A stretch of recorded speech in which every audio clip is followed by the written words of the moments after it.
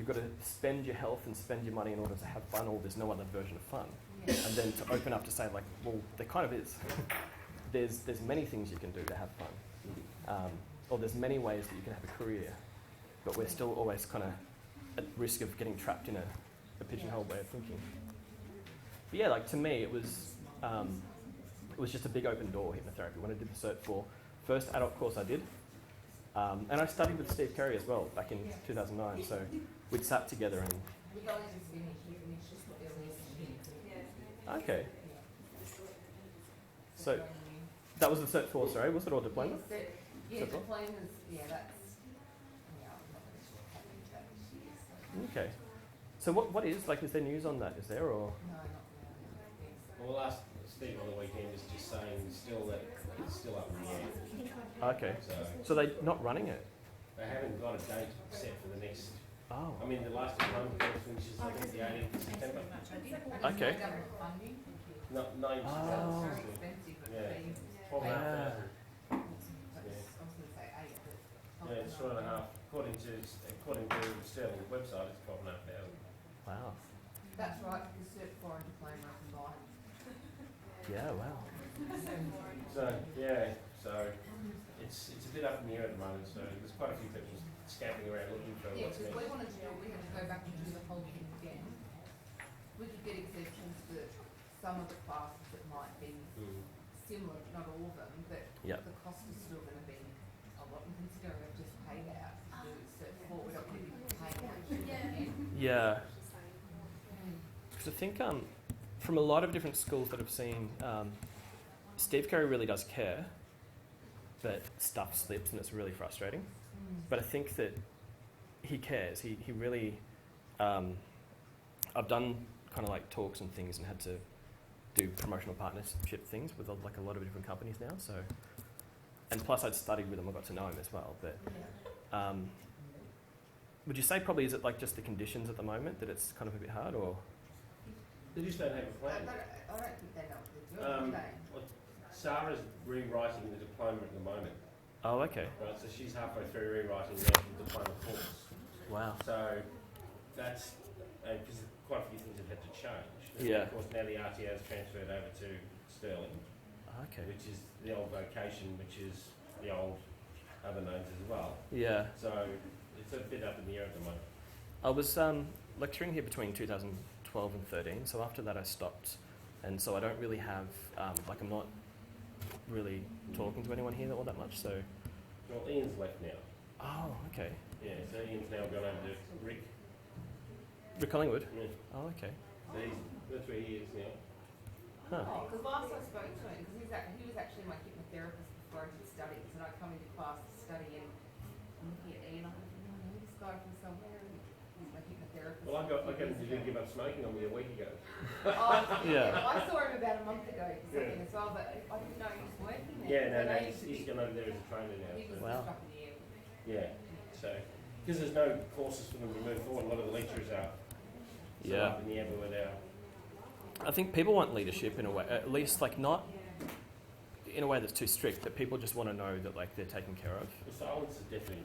Yeah. And they'll hear the first voice, and if someone's complaining, that's all they hear. Yeah. We were talking about that before, so we have to give them, and that's why we keep saying, Steve, if there's a development, tell us. Yeah. Don't let us hear something else somewhere else, because you know you've built a reputation, you've built a business, you've got some good lecturers, you know, keep them on tap. You know, if there's a problem for 6 months, have a problem for 6 months, but keep us informed. Yeah, I'll let you know. Keep going. You know, True. I don't think they need to do a diploma to start the practice. Yeah, The exactly. certificate 4 has given me enough grounding to be able to go out there and start a business. So Yeah, and some will just do it as that because it's an unregulated industry, so you can basically like coaching. Certificate 4, you can get insurance, Yeah, so you're off and running. exactly. And if you pick your markets like what you're doing here, or you know, weight loss, or you know, anxiety, if that's one that you know, and specialise in it. Yeah, Spend 6 months doing one thing, you'd be right. exactly. So who haven't I talked to? So have you studied here, or you? I actually started probably before some of these people were born. Oh, okay. My first course was with Jim Golding, Jones. Yeah. X. I never got to meet him, but I did meet Richard and Glennis. Yeah. And then after that, I did the course at the same psych-study run, Okay. so because I was a clinical psychologist. So, Yeah. Yeah. And so I've just practiced hypnosis as a modality for the past 32 years. Wow.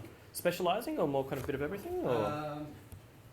Not by design, Yeah. but mainly in men's issues, sexual dysfunction, things like that. Yeah, okay. Mm. Wow. So, I don't see many things at all, so I've probably missed all the changes. yeah. Oh, I've got it here. I haven't. Yeah. We're not up to stage 1.8 of the evening yet, so that's. Just got one more person coming. One more? Who's just parking a car. Oh, okay, I can wait. If you guys are happy to wait. Alrighty. Yep. Sorry? Yeah, we'll do that.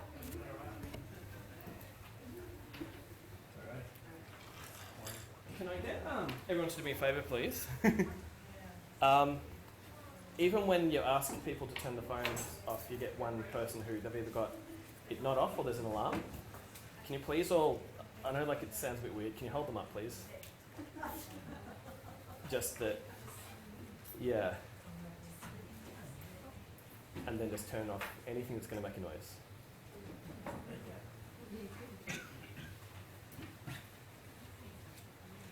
Alrighty. So how many have we got here now?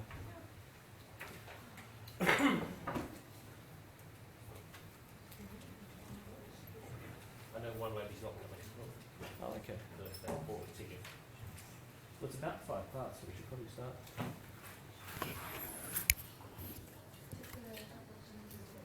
Oh, there's one parking still. No, one's coming as well. Oh, okay. Alrighty. That's it. Different. The boards are in the Hi. back seat. So who haven't I talked to? So are you two friends, or did you come in together? Yes. Have you studied here, or have you before, or was it Cert 4 and Diploma, or just Cert? Okay. How did you find it to be? Okay. Okay. Yep. Alrighty. We just finished in June. Yeah, May we finished, so we were at the very end of all of this stuff that's going on about diplomas and stuff. Yeah. I just found out about that tonight, that it's up in the air. Well, we Bit of a didn't lack of find out communication. nothing, so a Yeah. lot of, and even just to get our certificates and, finding out we have to sign the modules that should have been signed ages ago. I was the same, it's taken me, I only just got my certificate last week, Mm. and I've been in contact with them on the phone, emails back and forth, re-signing stuff that I'd already signed and re-signed, and I finished, when did you get yours, in March? Yeah. I still haven't got mine.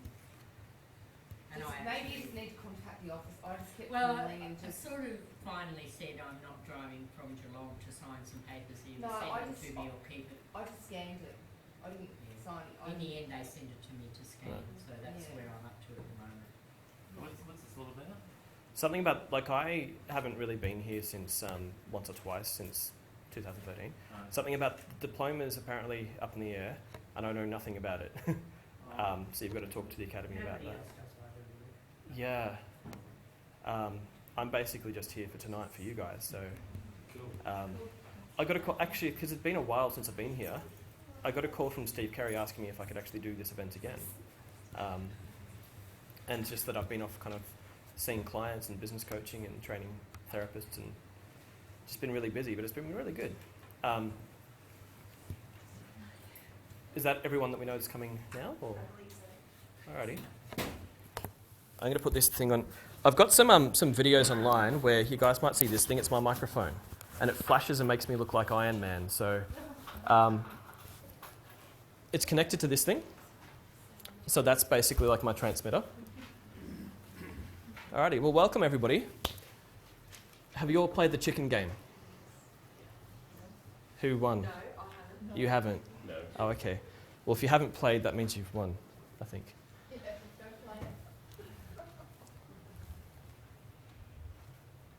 I just thought it'd be funny. All right.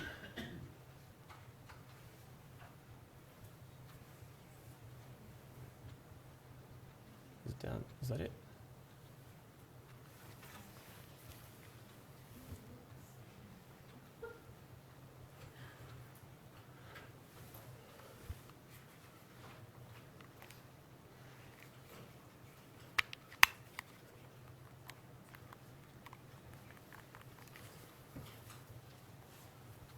Alrighty. That's my logo. Welcome everybody. Thank you very much for coming because I always love it like if I put on an event and I put out a thing and no tickets sell, I'll be very sad. I haven't really had that happen, but I'm very grateful that you guys have come because I'm just kind of a guy that was a student here. I studied in 2008 and 2009, so I did my Cert for 2008. I did my 2009 diploma, and I was actually here with Steve Carey. And we were basically students here together. And so since then, I've been specialising in quit smoking hypnotherapy, and I've seen over 3,000 smokers. It's been a while since I've done this seminar, so I can't really remember what's on my slides, but hopefully they'll be self-explanatory. So who am I, Scott Lawrence? So I'll fast forward some of these. Yeah, so in my first 6 months, I saw 40 clients a week in my first 6 months. And so basically the way that I did it is that I put a program together and advertised it.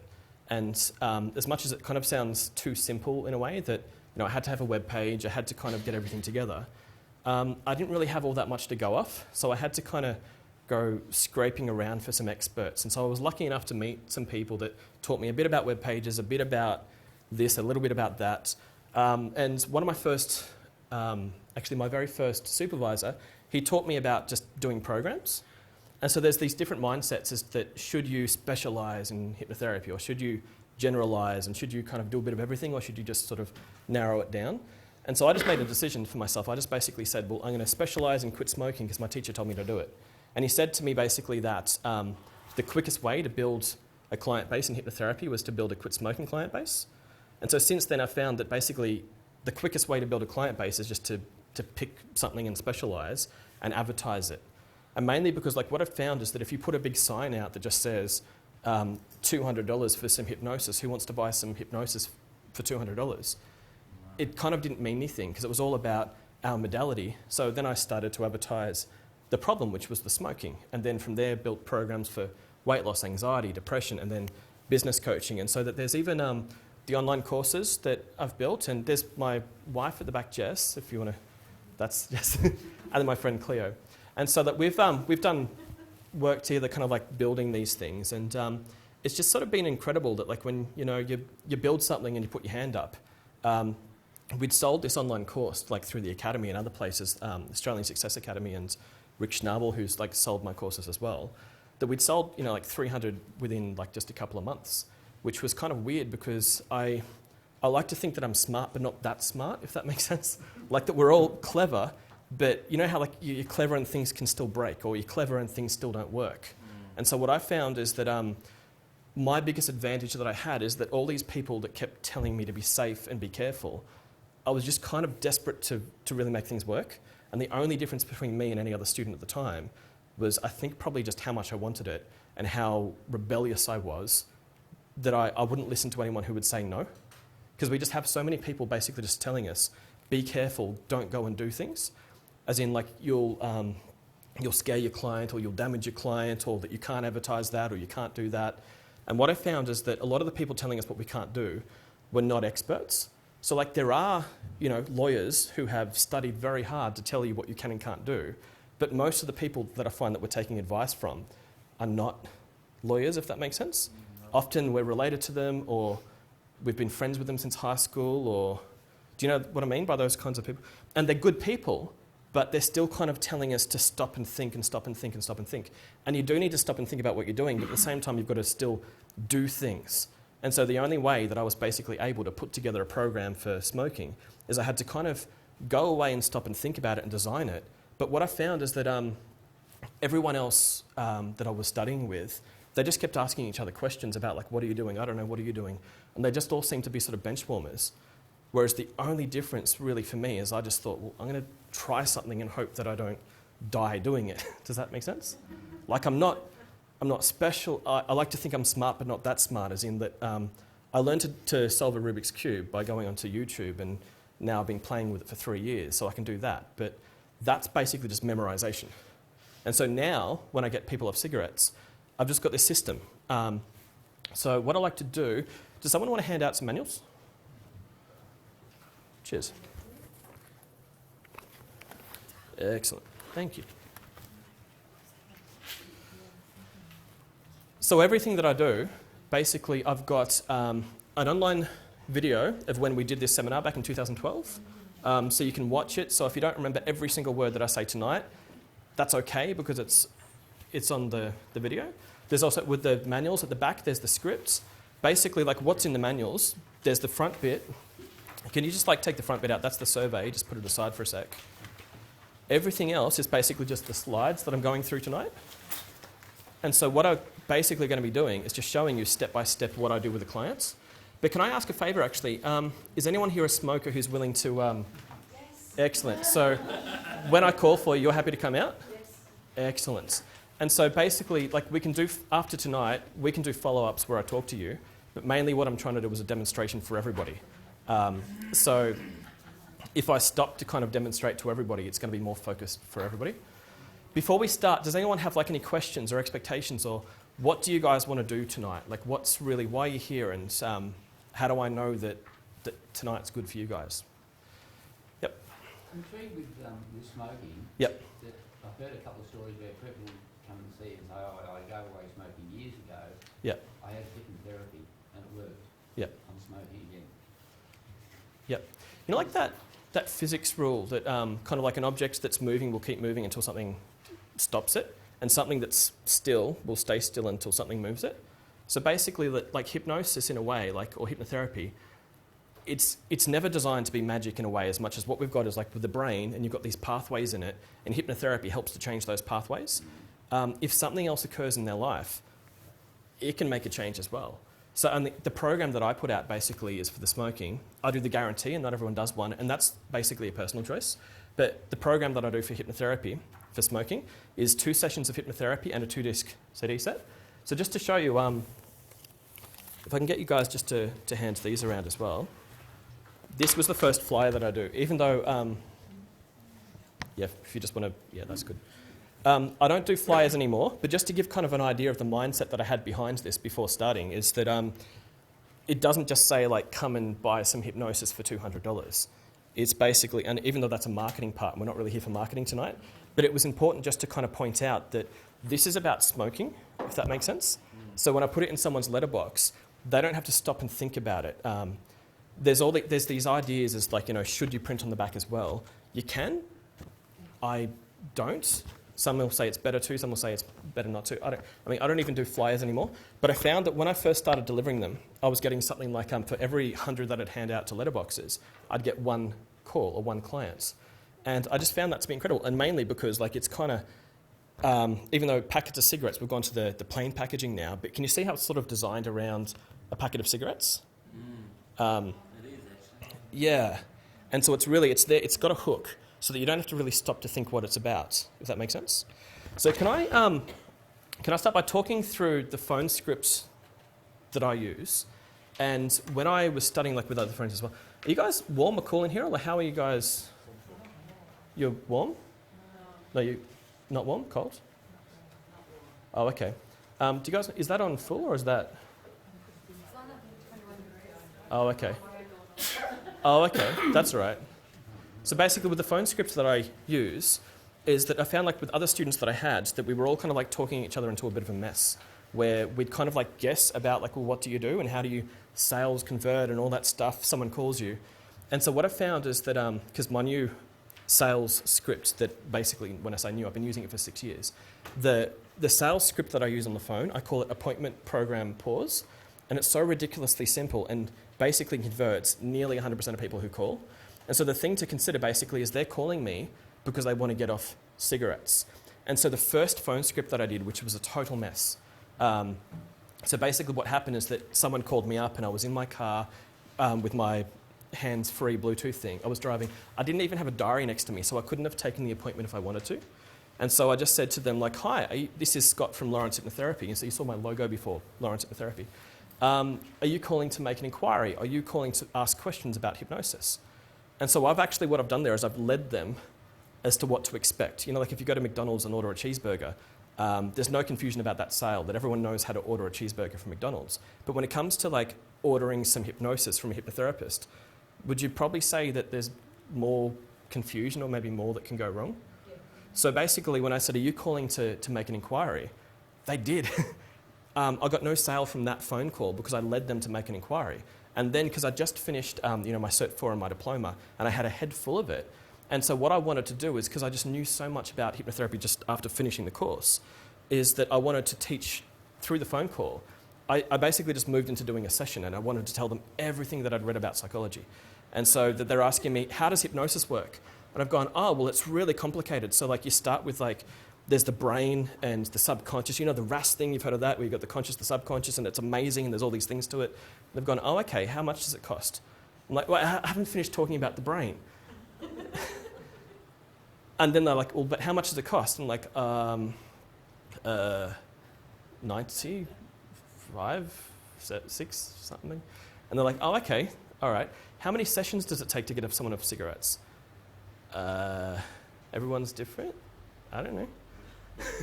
And but you must have seen, smokers before. So in your experience, how many sessions does it usually take to get them off the cigarettes? 1 to 2 or 3 or 4 or 5 or something? And they're like, okay, do you mind if I call you back? And so I didn't make any sale out of that phone call, and it kind of makes sense. So when I say appointment program pause, I like to kind of formulate things. And so like with the whole quit smoking hypnotherapy program that I show you tonight, basically I wanted to make it so simple that my brain gets it. So it's more kind of, I designed it for me, if that makes sense. And so then hopefully that means that it's easy to communicate. So the appointment program pause, so this is the phone script that I did. So they'd call and they'd say, hi, is that Scott from, is this that place where you quit smoking? Like, yes, are you calling to make an appointment? And then they almost always do. And so appointment program pause, basically after you've done appointment where you've asked them, are you calling to make an appointment? They can kind of say, if you know what I mean, yes or no, or some version of that. If it's yes, all right, well then when do you want it? You start booking them in. If it's, oh wait, hang on, first I want to understand what is hypnosis, how does it work, what are the risks? I've heard something bad about something once where somebody died from hypnosis once. Is that true? And I saw another one 3 weeks ago. And is that going to be a problem? Plus my dog's at the clinic right now getting a shot. Is that important? And I'm like, how do I answer all those questions? So with appointment program pause, so if I ask you, what is hypnosis? I've kind of got 3 answers for that question, and my answer depends on where or what the context is that someone's asking me. So if at a party, if you just want to have like a smart, silly answer, they go, how do you do hypnosis? You can say, very well. During a session, let's say if someone's come to you for anxiety, or they've come to you for smoking, or they've come to you for depression, they've come to you for weight loss, and they ask you, basically, what is hypnosis? Well, how does that work usually? How does it work? What I like to do is like this, where I've gone, they're asking about hypnosis. They only want to know one thing. Is everything in there? And so just sort of to tell what this is, I use the word program. And so when I say appointment program pause, so are you calling, so when they ask, is this a place where you quit smoking? Yes, are you calling to make an appointment? If they say, no, first I want to just know how it works. On the phone, if they ask me, how does it work? Well, hypnosis, when they go, what is hypnosis? Hypnosis is a program of 2 sessions of hypnotherapy and a 2-disc CD set where you come to get off cigarettes. And it's this price. Pause is basically then when you give them a chance to talk. But does that make sense? Like that you've kind of directed the conversation. And so no, not 100% of the phone calls will always go that way. But to kind of get you out of trouble, if you could just remember appointment program pause, they ring you up. So can I do a role play with somebody who wants to play a role play just for the phone? Yep. So I'm calling you. So let's say that you're a hypnotherapist for smoking and I'm ringing you up. Hi, is that place where you quit smoking? Yes. Are you calling to make an appointment? No. So sometimes they won't give you very much to go on. Now I need you. But it's interesting though, like that you can. It's really really easy to be thrown What off. are you calling for? Good. And so then, whatever question they ask, I would then just lead them back. So you're calling to make an appointment, or like, what are you calling for? That's really good because I was basically rude or unfair almost then. But most people won't be that Yeah, bad. I'm not volunteering again to. That's all right. But like, say if we can do it again, I'll say like, yeah, I'm calling to book in. But first, can you just tell me how the thing works? Sorry. Yeah. So I lost the plot a bit there. So if you could basically say back to me, yep. So the program is the 2 sessions of hypnotherapy Oh, yeah. and a 2 CD set for whatever your price. I could say $395. So if I've then just asked you, can you tell me how does the program work, or how does hypnosis work? Yes, well, there's 2 sessions. Good. and- I like to say the word program. So it's a program. It's all in there. So what people need to know is that, sorry to kind of interrupt, but it's, there's no loose bits, as in, do I get them as well? Because I don't want to have to think about all that. I want to know that everything that you're saying, like the 2 sessions of hypnotherapy are in the box. Yeah. Everything else is in the box. Whatever else I get is in the box. Yeah. So the use of the word program is a very psychologically hot button for people.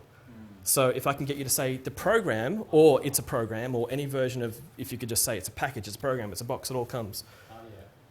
So what is hypnosis? How does the whole thing work? Because I've heard that something that my sister's friend or something did it, and it was a bit weird or something. How does it all work? Well, it's a total program. Oh, and good. It consists of 2 sessions. Yep. And 2 CDs, and the cost is $495. Good. Per session. Excellent. Can I book in, please? Yeah, program. Good. The session price, thank you very much. Yep. But does that kind of make sense that, like, Yeah. we've contextualized it? So, so as we're doing the whole how do you do a quit smoking session, what seems to happen anytime like one of these seminars happen is if I do a business seminar to say, here's how to do the marketing, people then say, thanks for the marketing, but how do you do the phone script and how do you do the session? And then also in seminars about this, which is not a marketing seminar, it's about how do you do the actual quit smoking hypnotherapy? And people are asking, but how do you do the phone script and how do you get the clients? And so that's understandable, and I get why people do that. But basically, don't worry. I just wanted to cover just a little bit of it up front. But does that kind of help a little bit with the idea of how do you bring some clients in? How do you communicate it? What do you do if you get a phone call? I lead it straight to the program. Yeah. And so then if somebody asks me, well then, all right, well, how do I book in? I just play, you know the hangman game? Like well, it's basically, it's a version of 3 strikes and you're out. So I always find that you remember it more if I do a funny, stupid version first. So I'll be can you be the hypnotherapist and ask me like, no, actually, sorry, I'm the hypnotherapist, you're the client. Can you ask me like, when can I book in? Okay, when can I book in? So I want you to say no to everything that I say. Is 9 o'clock Monday good for you? Not really, no. 10 o'clock Monday good for you? No. 11 o'clock Monday good for you? Got swimming that time. Yeah, then 3 strikes and you're out, can I call you back? Does that make sense? So instead, do you know that, is it Celebrity Faces, or what's that, or 20 questions, sorry? Celebrity Faces. Yeah, how does that game work? Like, what's the idea behind it? So you know kind of like whether you ask kind of like binary tree questions? So can you, let's do that again. If you can ask, can I book in with you? Can I please book in with you sometime? Yep, so are you looking for a weekday or a weekend? Well, probably a weekend. A weekend? Yep, so we do Saturdays. Is this next coming Saturday good for you? Film Saturday? Oh, well, let's go with it for this Okay. time. Yeah, okay, yeah, Saturday's good. Good. So are you looking for a morning or an afternoon? Afternoon. Afternoon. So we've got either a 3 or a 4 o'clock available. Would either of those work for you? Yeah, 3. Good. Then could I please just get your name, spelling of your name, your email address, your phone number, and then what I'll do, so there's the email that I send to you is the confirmation of appointment. There's a map, all the details are in there. There's also a questionnaire, so if I could get you please to do me a favour, could you please fill out the questionnaire and bring that with you on your appointment? Excellent. So I'll send the email to you straight away and I'll see you on the day. Does that kind of make sense? Better than is 9 o'clock, 10 o'clock, 11 o'clock? Yeah. Wow, you must be completely... What could you just ask available. them straight? Just say when's the best time for you? What I've found, because I do it sometimes, I break my own script rules sometimes just to have a play around. Generally what I find is it's easier for your energy to lead people, because if somebody goes, I don't know, when's good for you? I'm pretty open. And then you get into the same trap of, is 9 o'clock okay? No, it's 10 o'clock okay? No, it's 11. And especially, it's even harder like when you don't have many availabilities. So what I find is that even if I have very few availabilities available, to ask them first gets them to put their cards on the table. Pretty much everything you always want to do in all of this stuff is to find out the other stuff that other people know and expect first, then you know what to do. Does that sort of make sense? So if you know when they're available, then you can help them. And it's weird how occasionally people get a little bit weird or angry when you're trying to help them, but sometimes you took a little bit too long. And it's not your fault, it's actually their fault for not being very helpful, yet they still blame you. So I find that just to play it safe, I mean, you can do whatever you want basically, but what I find, if it makes sense, just have a go at just kind of like just leading people, because it's just so much easier. Especially like in any business, like systems are really the things that run it. So whether, like say, there could be a chance like not everyone here wants to be like a quit smoking hypnotherapist from now till forever, and that you want to do other things. So like whole point of basically tonight is to say, here's how you can do quit smoking hypnotherapy, but other than that, you can branch out. So basically, if I can just help you become a little bit more comfortable in seeing a quit smoking clients, is that kind of what you're looking for, or? Good, all right. So moving along with this, so I taught this, I was on Fox 101.9 with Andy Lee. Have you guys, you know like Hamish and Andy? Yeah. And so what was kind of weird is that I was taking the day off and I got a call from them. And so all that I did is I just had my web page out there. Like people ask me web page questions like, how do you get your web page seen? A lot of what I do is based on generosity. So with these CD sets, like it took me a lot of time to make them. And so then there's 3,000 words on each CD. And because it's like they're hypnotherapy CDs. And so they go for like, about like 40 minutes or so each. And so the script, like the 3,000 words each, so that's 6,000 words. I got some advice from people to say that because it's worth so much, don't share it with anyone, don't give it to anyone because it's too valuable, that's your intellectual property. And as a rebel, I just went, that doesn't feel right for me. Like just kind of, what I find is that people are usually, they're less likely to steal your stuff and more likely just to do nothing because they don't feel confident in moving. So I find like, don't worry about people stealing your stuff. If it happens, they're probably not going to do it as well as you, because if you put in the effort to make something, then you're probably going to do better than them anyway. So what I did is I got my script and I just put it on my webpage, completely against the advice that I had from my internet marketer guy. And he was brilliant. He gave me a lot of really good advice. But this one, I just happened to do the exact opposite. And so then my webpage went to the top of Google for the search results of like quit smoking Melbourne. I don't know if it's still there, but then I was just found. And then Hamish and Andy, like I got a call from them saying, we come on the show. So I was on the show for 3 days. And then do you know Cackling Jack, their friend Cackling Jack? Or there's Hamish and Andy, and they've got this friend that's on the show half the time. And so basically he came to my clinic, and his problem is he kept hitting the snooze button on his alarm and couldn't wake up. So I helped him with that. So it's amazing kind of if you do something, show a little bit of courage and put it out there, you're ahead of so many people because everyone's pretty much just scared looking at each other, if that makes sense. You will learn more by just kind of putting something out there, but not stupidly, like don't go jump off a bridge. That's a bad risk. Extreme. Yeah, but put something again, like with my program, again, all it is, like it's in a box and I just sort of run it. So just going through what we've got next. The 6 triggers of smoking program. So what I'm looking to do is just demonstrate a standard session.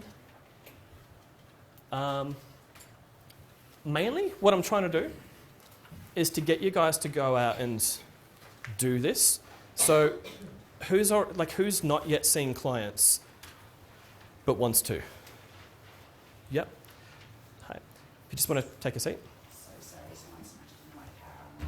Oh. That's no good. Is there another manual? Yep. Good. Okay. So with seeing clients, basically like what I find is when I was studying with other students, a lot of them they'd debate too much about how to see another client instead of just going out and seeing another client. So there's some mistakes that I'll say I made that you probably shouldn't do, but then I was told by my mentors, here's some mistakes that you shouldn't make that you probably shouldn't do. So with my first client, I charged them $30. And so what I'm saying is don't do that. But what I did though, because like everyone's saying don't do it, I just went and did it. And at least I felt like, well, at least I've done something. And so I got some experience in seeing a client. And yes, it was a very bad idea to charge so little, but at least kind of I did something, if that makes sense. And so what I find is that's the stuff that really holds people back. All this education stuff, I mean, like in the manuals, you've got the scripts. There's a video of everything that we do tonight that was filmed in 2012 as well.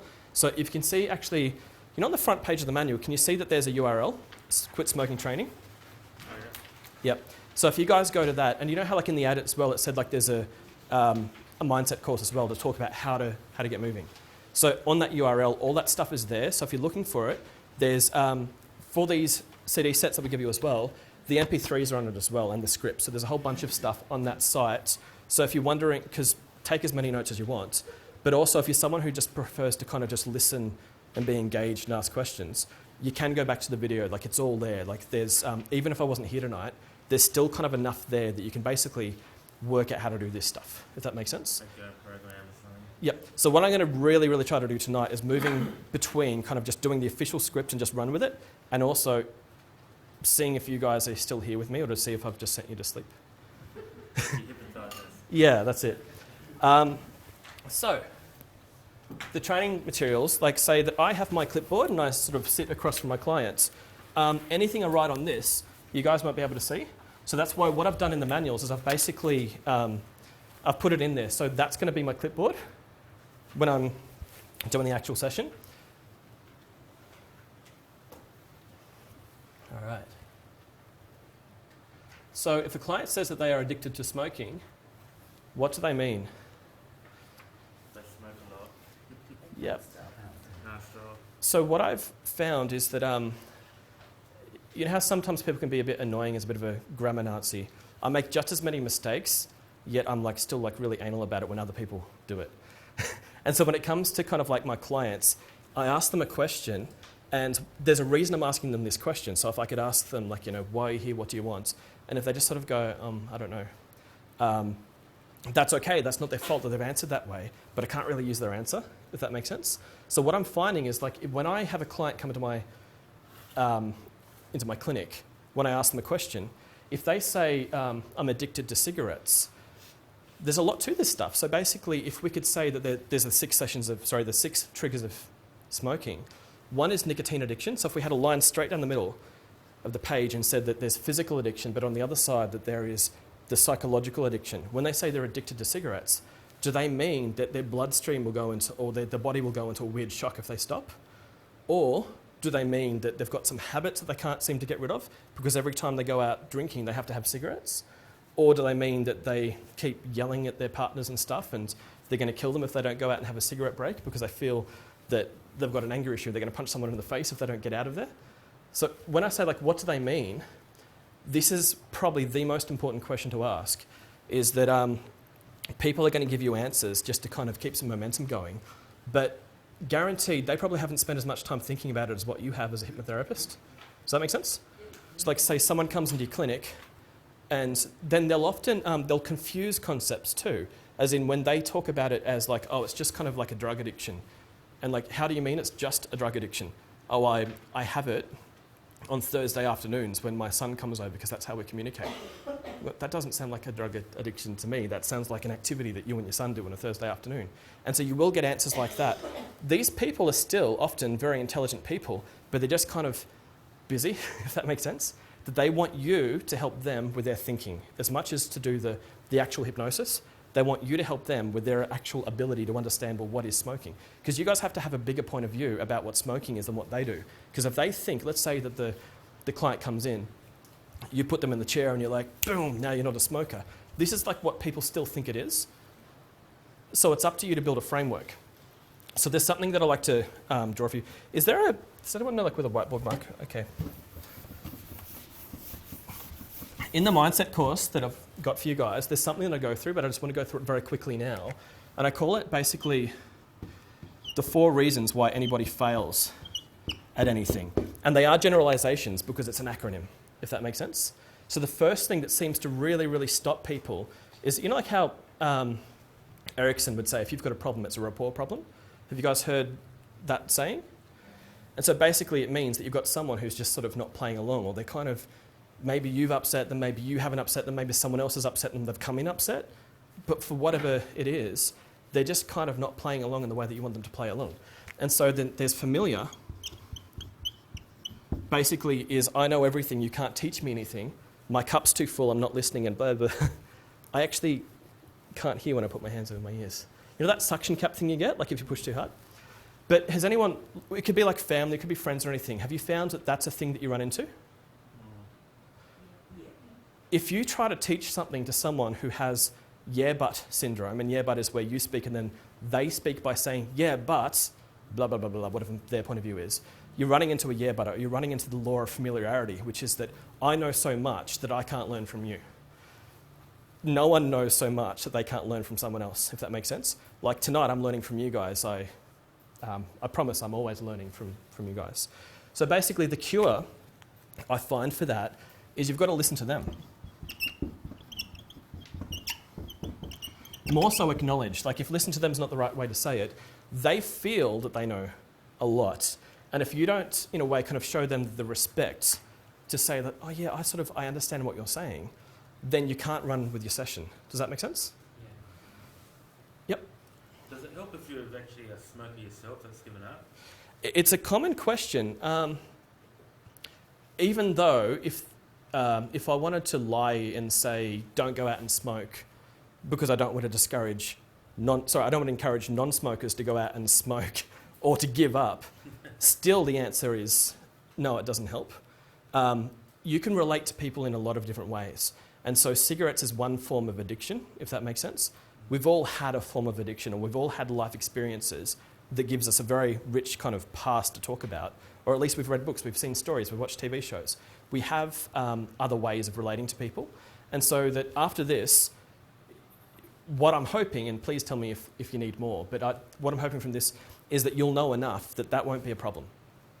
I've seen over 3,000 smokers now, and so what I find is that almost everybody will quit by the end of the first session.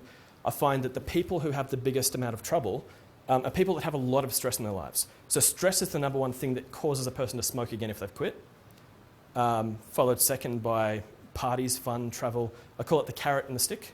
So the carrot is, the carrot's the fun, and the stick's the, you know, with the donkey where there's a carrot and the stick? Yep.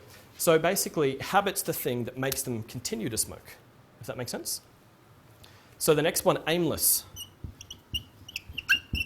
They're moving somewhere, some direction. The finish line is somewhere. We don't know if they have a compass. We don't know if they're moving in the right direction. So these people, they need a framework. And so tonight I'm giving you my framework. The beauty of it is you get to change it. So if you could say to me, I've seen another quit smoking seminar somewhere, they taught it differently. Cool, great, you've seen two. It is good, but it's not a problem. It just means that you do need a framework. So if someone's not yeah-butting you, or they're not kind of acting kind of really aggressively towards you, they can have unrealistic expectations, as in they could think that, like, let's say it was weight loss and not smoking. I thought I'd go into your clinic and I would be 10 kilos lighter after leaving. And you're like, sorry, that's called an amputation. Does that make sense? Yeah. So still, would you say that there's still a lot of confusion about what hypnosis actually is? Yes. And that's why with the phone script, the appointment program pause, it's a framework. It's like, well, how do I answer the phone? Like, well, you don't want to get stuck. You don't want to feel that there's a lack of confidence just because your brain goes blank on you. Like I've had to do like a lot of videos to the camera. I had this assumption that doing a video, talking to the camera by myself would be easier than talking in front of you guys. What I've always found is that live seminars are always so much easier. Talking to a camera is hard, especially when there's no one else in the room. And so that's the thing, like where I would stare at the camera and go, I've just forgot, what was I going to say? But with you guys, I get, I can see, I can read, kind of like you guys smiling, you're throwing things at me. There's like a lot of feedback. So with a client, it's so much easier when you've got a client in the room. Like if you were to build a video online and say this video or this MP3 is going to help you get off cigarettes, you get so much less feedback from people. Or if you were to write a book, books are great, but there'll always be an advantage and disadvantage. Like whereas an author, usually they're pretty good because they've already seen so many people that they already understand the feedback that they get usually, if that makes sense. And so then the next one is inert, which means, well, what does that mean? What's that? Inert. Like, Yep, they're doing nothing. So this is kind of like where there's the client, like where they're in the chair, and you go like, hi, so are you looking to get off cigarettes today? They're like, hello? Like, are you there? And it's one of the most disturbing things that I've found. Like, so what I find, like, it doesn't matter like what the problem is, like say whether it's smoking or weight loss or anxiety or anything that you're helping people with, if they're not moving, you know how people can debate over, is it better to take some action first or is it better to go away and think? And often, because life works in parallels, not always serial, I tend to find, or at least just for this acronym, just because it spells fail, it's better to get people to do something first. So the cure for lack of movement is move. So let's say that you've got a client who's not talking to you. So you're saying, what are you here for today? What can I help you with? And they're like, oh, you know, no, I don't know. So if you could, like in my clinic, I have 2 chairs. So I've got like my counselling chair set up. So I've got the table in the middle and 2 chairs here. But then I've got the big hypnotherapy chair over there. So for me, that's a measure of control. I can get them to stand up, move, I can pass them things, I can interact with them. And so what I find is, especially for people who are inert, in the session, make them do anything. It doesn't matter what you get them to do. Kids is where, would you say? Would you run into that? Good. You could, especially if their mum is in the room, if that makes sense. So that basically, if you can get them doing anything, then you can move them up the ladder to where they can start arguing with you and then eventually move on to basically getting it right. And the last one is leave. And this is basically where they give up. The ultimate version of this is suicide, we could say, like where that they're no longer here and you can't help them. But let's say like leave is about like that they've given up.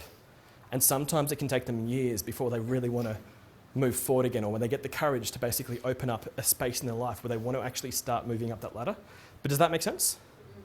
So really, this is like the level of most vulnerability where what you want to do is just to make sure that they're okay, make sure they're safe, make sure they're listened to, make sure that they just feel good. If you can guarantee that the person sort of feels at least somewhat positive about what they're doing, then they can move up that chain. But does that make sense, as this is pretty much like what I've found, the 4 biggest problems that people tend to have, like the quitters where they go, I don't want to do this anymore, I'm out, or they're just not doing anything, or they want to do something, but they've got a very distorted view of reality where they thought that hypnosis was different from what you're actually doing, or where they just know so much they don't want to listen to you. I had a client this week that it was interesting that she's just had so many fights with her family, and she just came in saying, just put me in the chair and hypnotise me, I don't want to talk. And I've gone, that's not how I run the program. I've got this other way of doing it. And she's like, no, just put me in, I don't want to talk about it. I'm like, what don't you want to talk about? I don't want to talk about it. And so I'm giving her tissues because she's crying. And in my head, I'm thinking, you're lying. You can't wait to tell me about what's on your mind, which was true. That as much as she kept saying that I don't want to talk about it, what I had to do with this client, which is probably one of my most difficult clients that I've had, is that I just had to kind of relate to her, and I had no idea what was going on for her because she just came in and said, I don't want to talk about it. I'm like, well, that's useful. And so I said, okay, so you've had some stuff, and I'm just using all these vague words because this is all I know about it, that you know, like you've come here to get off cigarettes, but then you've got your plate full, I'm guessing. And there's like, you know, you've had a tough day with people, money, health, people, daughter. Yeah, okay. So it's like, and she's just annoyed you so much that it's hard to focus. And so that I know what you mean, that like to do this, but we just have to, like, there's a system that we're going to have to follow. And in order to get you off cigarettes, there's some stuff that we're going to have to talk about. And she's like, I don't want to talk about it. I'm like, you don't even know what you don't want to talk about yet. We haven't talked about it. So it's really kind of, that was just a rapport move, if that makes sense. So basically, when it comes to like, what do they mean? What I find is because most people are fairly confused about what smoking actually is. And it's because they specialise in something else. They've got a head full of whatever the job is that they come from. It's probably quite complex, and it makes sense that they don't know exactly what smoking actually is. So why can't they just stop when it comes to cigarettes? So have the program that makes it conscious. Yeah. So you probably find everyone's answer is going to be a bit different. There are different smokers. As I was saying, there's the physiology and there's the psychology. And so it's also kind of an excuse that people, they put all of this almost spiritual meaning onto cigarettes, where, have you heard people say something like, or the cigarette, it's like my best friend? Which is kind of insulting. Is if you've ever had a really, really good best friend, they tend not to give you cancer. Although, you know, like what they say, like with chocolate, where you can wake up in the middle of the night and not have to tell it excuses. You can have it, and it'll never judge you, and it'll never call you names. Yeah. And so it's kind of that they say these things, but they're not really useful things. But at the same time, you want to acknowledge that they've said it, and you kind of go, yeah. So you're kind of saying, that's not true, and yeah, at the same time, if that makes sense. That you're just acknowledging how they feel about it, but at the same time, you want to dispel the myth. So with patches, if someone had 40 cigarettes per day, another one has 10 per day, what's one of the main differences? Yep, how many cigarettes they have. So it's really that there's a few differences. Like say that their habits will be different. One person will, like if they're going to have 40 cigarettes a day, that's a lot in a day. Their habits are going to be that they're probably using it as a comma, like on the typewriter, between every, or a full stop at the end of every sentence and a comma in between sentences. Every time they put something down, they're probably picking a cigarette up. But at the same time, their bloodstream is going to be a little bit different from someone who's having 10 cigarettes per day. So what's like someone who's having 10 per day, or if someone says that I'm really, really addicted, I have 5 a week every Saturday night. And this is what they say, like people are so certain about their own labels and definitions, which is, are they right, are they wrong? Well, it's their definition, but this is what they come and tell you. And if you just kind of like tell them that they're wrong, you can have some rapport issues. But at the same time, they can be unaware that other people have it so much different. If that makes sense? So what do you say to Can them? you make them aware of it? I like to basically like expand their picture of what's going on, so that I tell them about the other side. I like to say, well, some clients will have 40 cigarettes per day. So let's say that if like they get patches, what will happen? Sorry? Hopefully the chemist asks them how many cigarettes a day and they put on the right one, the right level for how Yeah. many to smoke a day. So what do patches do? Replace the nicotine, Okay. What do patches not do? replace the habit. Yeah. So there's no habit patch, or there's no stress patch, or let's say that like someone's arguing with their partner all day, or their co-worker, or boss, or employee, or whoever it is, and they say, well, I've got my patch on. Well, let's just keep yelling at each other. Like, what's going to happen? Like, what I find makes one of the biggest differences in these sessions is adding clarity or giving them a framework for things that they probably haven't thought of before. And even if they've heard some of what you've said before, if your framework seems to include everything that they know, they get off cigarettes very easily. Does that make sense? But they need to feel as though that you understand what's going on for them. And one of the best ways to do it is to have like the scripts, which is in the manual. So you guys have read Alan Carr? I think I've spelled that wrong, haven't I? Yep. So basically, have you heard people say that I bought the book, it worked, it was an amazing book, he made so many really good points, and I quit smoking. And then a year later, I started smoking again because something happened. And then I went back to the Alan Carr book and it didn't work. So what are they saying? Like, what do they mean it didn't work? The words that they read didn't see. Yeah, like say the book hasn't changed between the first and second I read. think the book fixed them, not that they did it themselves. What I really find, what I really, really find works for people is that there needs to be, like with that law of familiarity, if I always keep coming back to this, like what do you do in the second session if you run into any trouble? Come to this framework, because this is going to be the thing that gets you out of trouble. So basically what I find is that they read the book and it made all these amazing points and the person went, and they had like an emotional reaction to the information. Because there was an element of surprise in it. It's like if I was to tell you a joke and then tell you, like if you know the chicken game that I put up, if I put that up and just left it there, you get sick of it, if that makes sense.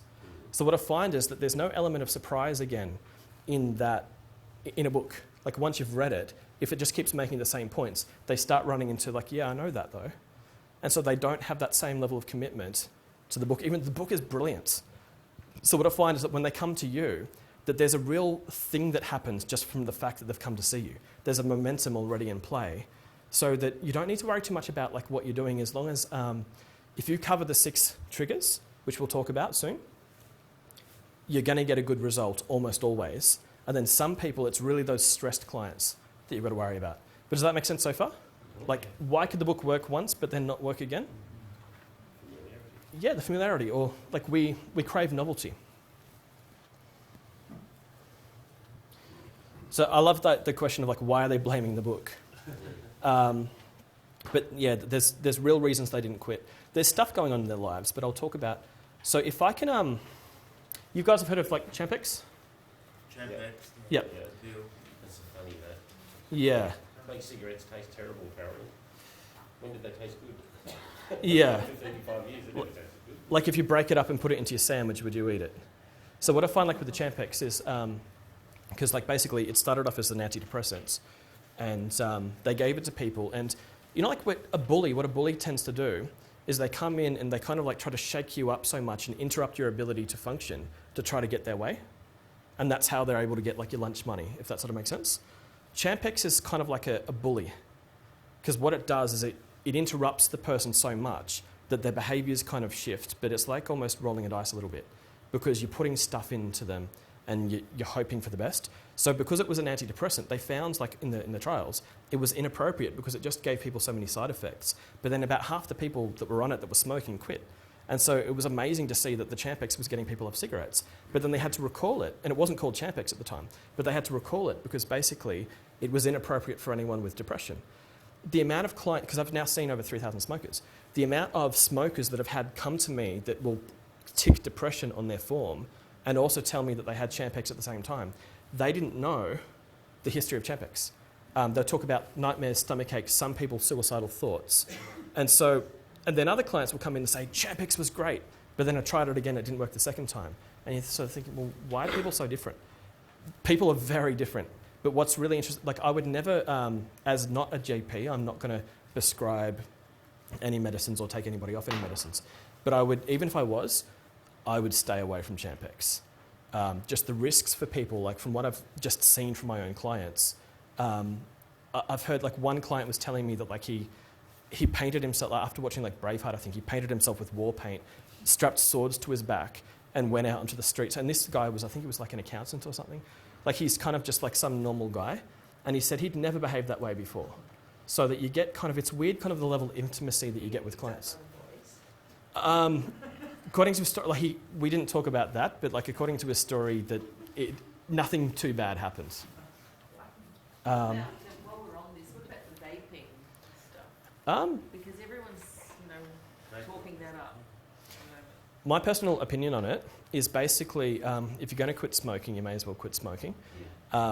People were quitting smoking before the vaping was there. Like it's a market disruption. So like they're just, market disruptions are not necessarily good things. Like the word disruption in a market could just mean someone's put out a product and now everyone has to change the way they act. So basically to me, because it's so easy to get someone off cigarettes, there's no reason to kind of like put them onto something else. And to me, like what I find, like, if you've got like a burger versus a plate of chips, no one will steal your burger, but the chips are somehow public property or public domain. So that someone goes to steal, like, I'll just have one of your chips, and then one of your chips, and now all your chips are gone. So it's kind of like anyone who can justify one cigarette, and then one cigarette, and then one, then one, then one. Let's say like I've got all these emails to answer, 5, let's say today, but I don't want to answer them today. So I'll take them out of today's diary and put them onto tomorrow's diary, where I get another 5 emails. And then I go, oh, well, I've got 10 now, but I don't want to answer them today. So then I get the habit of just putting them off and putting them off. If someone's still in the habit of vaping, it's not that different from a cigarette, if that makes sense. Like we've got what I like to call permission pathways in the brain, that your brain runs on as little as 60 watts of electricity. We don't have yet computers that can do what the brain does, and even if we could make them, you wouldn't be able to like run it on 60 watts. And because your brain basically, in the way that it works, that for you to walk, talk or drive a car or do all of these kind of repetitive things that you do each day, you don't do them consciously, you do them through those low energy pathways. So when it comes to them building a habit like vaping, it's the same habit that they're using that they used for smoking. So basically, they haven't kind of let that habit go away to build another one. So the way that I like to look at the brain is you've got like this long, tall field of grass, and you want to get from one side to the other. So with your arms, you're pushing it down or you're stomping it down, but then you've made a pathway. And now you can get to one side. But then if you want to get back, it's easier to take the path of least resistance or the path that you've always made. And so basically, like with the brain cells and the way they work, is that's kind of every footprint you have along that pathway reinforces it. Does that make sense? Yeah. So whether you love the pathway, whether you hate the pathway, again, like there's a reason that that I'm very strict on the language that I use with clients, because I don't like them to talk about what they don't want to do as much as I want them to talk about what they do want to do, because the subconscious can't process a negation. So if I say, don't think of a polar bear or don't think of the number 3, even if someone's kind of like playing with you a bit and you say, if I say to you, please don't think of the number 3, you all thought of number 3. Even if someone's playing with you and says, no, I didn't think of 3, then I'll say, sorry, which number did you not think of? How do you know it was 3? Because you thought of it, if that makes sense. So that whether you want to think of 3 or whether you don't want to think of 3, it's the same pathway. So that they've had such a history of smoking, and they've just sort of taken that history of smoking to turn it to another history of smoking. There is no positive benefits that I find to vaping. It's kind of, it's a market disruption that they just sort of put it out there for sale. It's just sort of, Research on any of it, they don't know what the chemicals in it. yeah. Like, you don't really need it. Like, there's better ways to have fun. So when it comes to drinking, have you heard people basically, you know, they'll say that it's really, really, really hard to not smoke when you drink. Have you heard people say that? Why do they say that? As much as, like, we know that alcohol, like if you drink a lot and then you drive, that we know that's dangerous because you're basically, you're not steering as well. Like, it disrupts your ability to be able to think properly. But what's kind of weird is like all those little micro flirtations that they have with the idea of smoking before drinking is what really causes them to smoke while drinking. Like, if somebody was to say, how many beers would it take for you to decide to cut your left hand off? Is it 6 beers or 7 beers before you've decided to cut your left hand off? You're like, no amount of beers, I'm not doing that. Does that make sense? Like, there's still some control. Like, while drinking, there's still these lines that they will never cross. As in, like, would it take you 4 or 5 beers before you just decide to kill somebody? Like, I would never cross that line. So then why is it that is it 4 or 5 beers before you don't have the willpower to not smoke? And so, like, the whole thing about, like, why is it that cigarettes get through with the alcohol, but why does murder or cutting your left hand off not get through with the cigarettes? Sorry, with the alcohol. What's the difference? You've never done it before? Yeah, so the pathway, hopefully we've all never done it before. Raise your left hand if you've never cut your left hand off. Because they've got these pathways in their brain, they're there, and their brain knows how to load that pathway. And so that the word de-emphasis, which is to de-emphasize something, like when I was saying that if you are told not to think of the number 3, you'll think of the number 3 anyway. So basically that pathway in the brain, you can't delete a pathway in the brain with any other technique except letting all the long tall field of grass grow back over from lack of use. So that what you're actually trying to do is make their smoking pathways rusty by not accessing them. And every time they're fighting the cigarettes, they're accessing the pathway. So basically everything you take out of your life, you've got to pay it back somehow. They've done I hate it when people say they've done studies and you're like, what's the study? Sorry, I don't know the name of the study. So what else? Basically, there's been a lot of talk from a lot of experts when it comes to, like, the ways that you have fun, or the ways that if you just say to yourself, I'm never going to have chocolate ever again, and I'm going to do 50 push-ups every single morning, they're good ideas. I'm never going to be mean to anyone ever else. Sorry, I'm never going to be mean to someone ever again. They're all really good ideas, but then one day you broke your rule. And like, why did you break your rule? Like, you had something inside, you had this need. So they found, like, with this dark side that you've got, as in, like, that I've got this desire to do something. It's not a dark desire, but sometimes your method of fulfilling that desire is dark. Does that make sense? So, like, if you've got stress in you, a really good way to maybe get rid of stress could be to meditate. Another way to get rid of stress could be go punch someone in the face. However, there's side effects to that. You end up hurting someone and getting in trouble, and then you end up feeling bad that you've hurt somebody. Does that make sense? So basically, you've got these desires, but they're all good desires, as in, like, if you're hungry, you want to eat. If you're thirsty, you want to drink. If you're lonely, you want to see people. If you've had enough of people, you want to get away from them. So they're all these positive desires, but sometimes the method that people use is that I'll have a cigarette.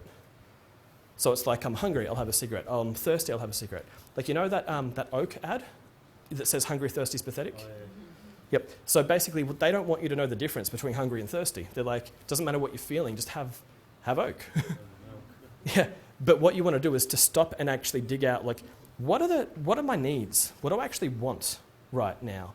The more clear you become on what you want, then you can pursue that pathway. So, like, when I was talking about that long, tall field of grass, like, here's a pathway, and you want to get from one side to the other, make it a good pathway. So it could be you might have a desire to go to the gym. You might have a desire to save 10% of all your money and just put it away and keep building an empire of money or whatever your positive desire is. But if you don't basically put in some positive virtues, then it becomes nearly impossible to get rid of the negative ones, to de-emphasize, to let the grass grow back over the bad. You need to start creating some good. So that's why I like to almost not call it quit smoking. I like to call it's the fulfillment of the actual needs. Does that make sense? So like if someone's yelling, they need a technique around that. And it's not just don't yell, that's part of it. But the other is then how do I feel good about not yelling? What's the circumstance? Are you getting beaten up by someone and that's why you're yelling? That needs to be addressed, if that makes sense. So does that stuff, sorry guys, does that kind of make sense so far? Like the idea is that we want to be able to give them positive pathways in order to get rid of the cigarettes. That make sense? Good. So when it comes to drinking, what are they actually looking for? To say like, I've done a really amazing job at work, now I want to go out on a Friday or Saturday night, I just want a cigarette. Reward, right? So then what would you do? Do you know how sometimes we're so sophisticated at work, but when we come to our weekends, let's say like there's kids or there's family or there's a sick family member or a friend, and you're so generous, you're giving so much to others, but then we forget or we think it's selfish to sometimes focus on ourselves. Those paradoxes where people say, just focus on yourself, otherwise it's being nosy. And others say that if you focus on yourself, it's arrogant. You're like, are they both true or are they both not true? Or is it just more complex than that? Does that make sense? So that you want to focus on yourself and you want to focus on others. But if somebody wants reward, ask your client, what do you do to reward yourself? And if they say, cigarettes, and they go, well then, how else could you reward yourself besides just killing yourself with cigarettes? I don't know. So they're kind of like inert. Or they'll say, I'll start a $10 billion business while having 80 free hours per week. So they don't have realistic expectations, perhaps. Does that make sense? Good. So what I'd like to do, so just a couple more questions and then to get into a session. Can drinking make a person smoke?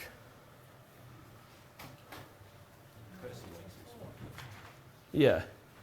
So basically, I like to say that no, drinking doesn't make a person smoke. But if they've got these triggers lined up to say that drinking makes you smoke, it basically just means that that's what they were in the habit of. Alrighty. So kind of like a bit of a joke that I talk about, as in like, well, because my last cigarette was in 2010, but I used to smoke a lot, like for about 10 years or so. And so that I had this, I called my brand OPs, Other People's. I did that for a long time after I quit too. Yeah. So this was like, as I was starting to smoke, so what had happened is that I've had one client tell me that she smoked because the army told her to, but everybody else smoked for the same reason, which is that they were there. And my reason for smoking is that they were there, and I was curious. And so it was like a hot, humid day, and it was sore in my throat, and it was really hard, and I thought, like, I don't really like cigarettes, so I had another. And then I went to a party, and everyone was like, the cigarette fairies, they're kind of like making it rain with the cigarettes. And they're just handing me cigarettes, and so then I start drinking and smoking with them. And again, like calling them OPs because it's other people, so I wasn't paying for my own cigarettes. And then we were having a great time, and then at one of these parties, one of my friends had a suggestion for me. They've gone, hey, you're an adult, you have a job, buy your own cigarettes. And I've gone, sorry, I didn't mean to, be like that. And so then I said, well, all right, well, I'm going to buy 2 packets. Here's the 2 packets. Here you go. That'll replace the ones that I took from you. What are we going to do now? So that you can basically just keep passing me cigarettes. They've gone, no, you keep your 2 packets. They're yours. You're an adult. Work it out yourself. I'm just sick of giving them to you. Okay. And then I've gone, but I'm not really a smoker. Like, I only smoke when I drink. And they've gone, okay, well then what you can do is give us the 2 packets and don't ask for any. You can't have any tonight. I'm like, yeah, but I want to smoke tonight. They've gone, but you just said you weren't a smoker. I'm going, well, what do you call a smoker who only smokes socially? I'm like, I don't care. Yeah, like they're a smoker, like they're smoking. And so then I found that because people woke up the next day at this party and they were smoking for breakfast, and then I've gone to people, oh, can I have a cigarette? And they've gone, well, what happened to your 2 packets?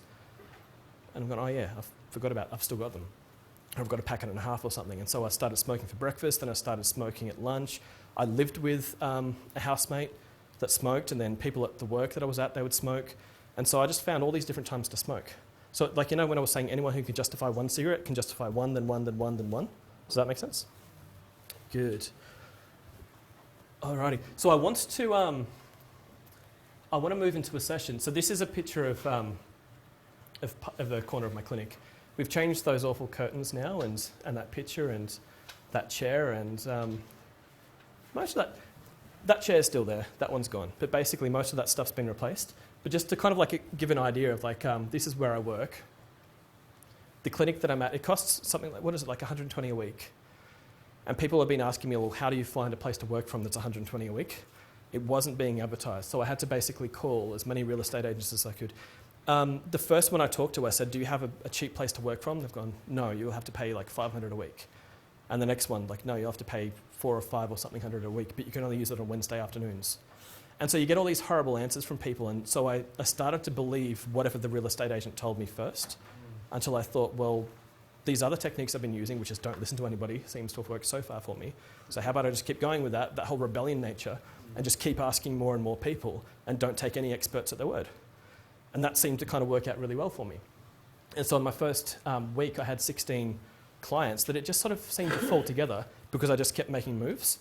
And so that if an expert gave me a way to move forward, I'd take it. If an expert gave me a way to hold myself back and do nothing, I'd just ignore them and just keep moving forward anyway, or do the exact opposite of what they've said. So whether it was a good or a bad idea, it seems to have like really worked for me.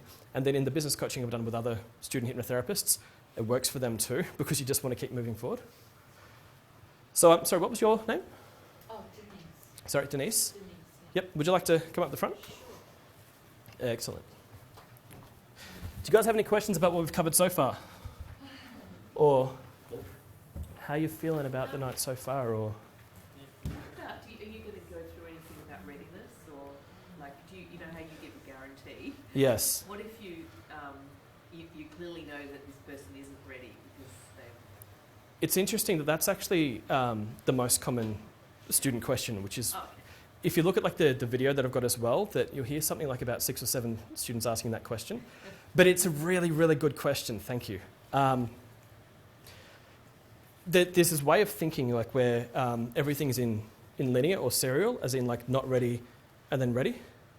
Remember, we were talking about this is the question I was talking about earlier. So basically like this thing about not ready and ready, almost like, you know, when your microwave dings at the end and goes not ready and then ding, I'm ready, as in that there's a linear approach to it. Whereas that mostly what's happening in a person's life in the brain, what we understand about the brain is that you can't draw a linear process in the brain because so many things are happening in parallel, so that you can't pin down, basically in neuroscience, you can't pin down an order. So what's happening in parallel is that they're ready and they're not ready, always. And so that what I find is like, you know, you guys have heard of parts therapy? Yeah. Good. So I just want to quickly draw this. It's something that will come up in the slides as well. But it's very, very important because if your client asks this question, you want to have a really good answer for it. So you've got this whole thing like where you're more complex than just a whole, that your brain or your personality is made up of all these different parts. The way that Gordon talks about it is a little bit different to how I talk about it, because I'm just using kind of the start of his idea and then I'm changing it. So if we just divide it straight down the middle and say, here's the part of the brain that says quit, and here's the part of the brain that says smoke. They're in parallel with each other. So the part that says smoke, you've got to unpack. And the part that says quit, you've got to unpack. So what's an advantage? What's a reason that somebody could want to get off cigarettes? Health? Good. Money? Smell sometimes. It's funny that social is on both sides. Often that social because I smoke with my friend, or I want to quit because it's bad with my friends who don't smoke and my family doesn't smoke. But that makes sense. They're reasons to get off cigarettes. So we don't really need... See if there was another text. This one. We don't really need that headline anymore. This one's about the same. But that makes sense. Like you've got health, money, and then maybe smell and other reasons. But what's a reason that somebody could smoke? Or an easier way to answer the question is if you try to wrestle someone's packet of cigarettes off them, what objections will come up? Their mind. Their mind control? calm, That costs me a fortune. money, which is actually kind of, in fact, like it'll save them money not to smoke. What's another reason to smoke, even if the reason's not a good reason? Even if the reason's like a Because it relaxes me, people say. Yep. Escape. Escape. Wait. Yep. So one of the most common the most common fear that a female will have in getting off cigarettes is that I will quit smoking and I will put weight on, Yeah. which is not as direct as that they quit smoking, they put on weight. It's that you can swap one habit for another habit, for a good or a bad. If you don't if you don't come up with what that new habit will be, then it will come up with itself for you. The brain will be just reaching out for low-hanging fruit. Does that make sense? So it could be that like you quit cigarettes and you move into having more time and moving to the gym and reading more books and seeing your kids and family or somebody more. Or it could be you give up cigarettes and just eat more. Yep. Sorry? Sorry, are you okay with us recording this? If not, that's cool. No, I just Sure. ask for your permission. Okay. So now that we've got all these, we can basically cross out the smoke bit. And now this will make so much more sense. Instead of saying quit and smoke, it's just that. They're just fighting against each other as in, I'm ready, I'm not ready, I'm ready, I'm not ready. They're just fighting each other. But now can you say like that these actually don't belong on opposite sides? All of these can be solved. Whereas at the top, smoking or not smoking, they're in opposition to each other, so only one can come true. And so usually the way the brain rectifies this is that it goes, I will smoke and then I will lecture myself and beat myself up. So the reason that they're beating themselves up is for health, money and smell, whereas the reason they were smoking is for control, calm, relax, maybe money and escape as well. But if you cross the headlines out, now we can look for the similarity. So health is not the opposite of calm. Maybe we can come up with a healthy calm. Does that make sense? So when I was saying before that the brain has these pathways, the brain has these patterns, what we're looking to do is to create patterns. You can't delete patterns without letting them basically just rot and fade away. They've got, like on TED Talks now, they've got like one of the videos, they show you the brain, someone changing their mind, where basically, you know, the synapses, the axon, the dendrite, they show you that here's two neurons and here's two, they're connected, and they unconnect and join two other networks. That's literally an image, a live video inside someone's brain zoomed in of them changing their mind. So you don't just destroy a habit, you replace it with all these good things. But let's say that if there's a baby, like if someone says that babies only cry for one reason, babies don't cry for just one reason. It could be what, they're wet, dirty, hungry, thirsty, teething, lonely, they want to be held, like all these different things. So that when the baby grows up, it swaps crying for what? For cigarettes? Oak? But basically it diversifies its cures. So it should, in the best possible way, it should basically, when it's thirsty, it should drink water. When it's tired, it should sleep. When it's hungry, it should eat. Does that make sense? So that what we want to do for people is to give them pathways that instead of the next time you're feel like control's taken away from you, smoke, or the next time control's taken away from you, eat donuts, it should be the next time control's taken away from you, start working on what do you want to control. What's the outcome you even want? Is it to do with health, relationships, time, money, or happiness? Start designing some virtues. Does that make sense? So does anyone have questions? Does that actually add value to the clarity? Yeah. Good. Yeah. So what I've always found with clients is the more that you can expand their view on how this stuff works, the more smoothly this all goes. So it all goes really smooth. If they go, yes, I understand what you're talking about, I get it and I agree. Then the hypnotherapy, the actual hypnosis part, becomes so much easier because then they just come back the next week and they say, it's amazing, you're a magician. You got me off the cigarettes, I don't know how you did it. You're like, well, I've spent a lot of time and money learning how to do it, but all of these moving parts are simple. It's just that you guys are spending a lot of time and money learning how to do it as well. Alrighty. So before we move on to because in the session part, there's a bit of a momentum to this, which means that I'm probably not going to be talking to you guys as much. Is there any questions, if you're sitting on a question now or something that I haven't answered very well, is there anything that you need to know now before we start getting into a bit of a role play? Or does that mean I'm doing a good job? Yeah. I hope. Good. I Yep, we'll do that. Just for a little while, we're going to be more doing a role play. Alrighty. Hi, I'm Scott. Hi, Denise. So you'd love to be able to get off the cigarettes today? Yeah, I think that'll be a good option. Good. And so have you tried anything else? No, I haven't tried recently. Okay. So usually at this point, I'll be asking for a questionnaire, as in like I've emailed out or I've posted. Usually I'm doing email these days, but if they don't have an email address, I'll post it out. So there's a questionnaire. So I'll say that you've brought your questionnaire today? Excellent. Good.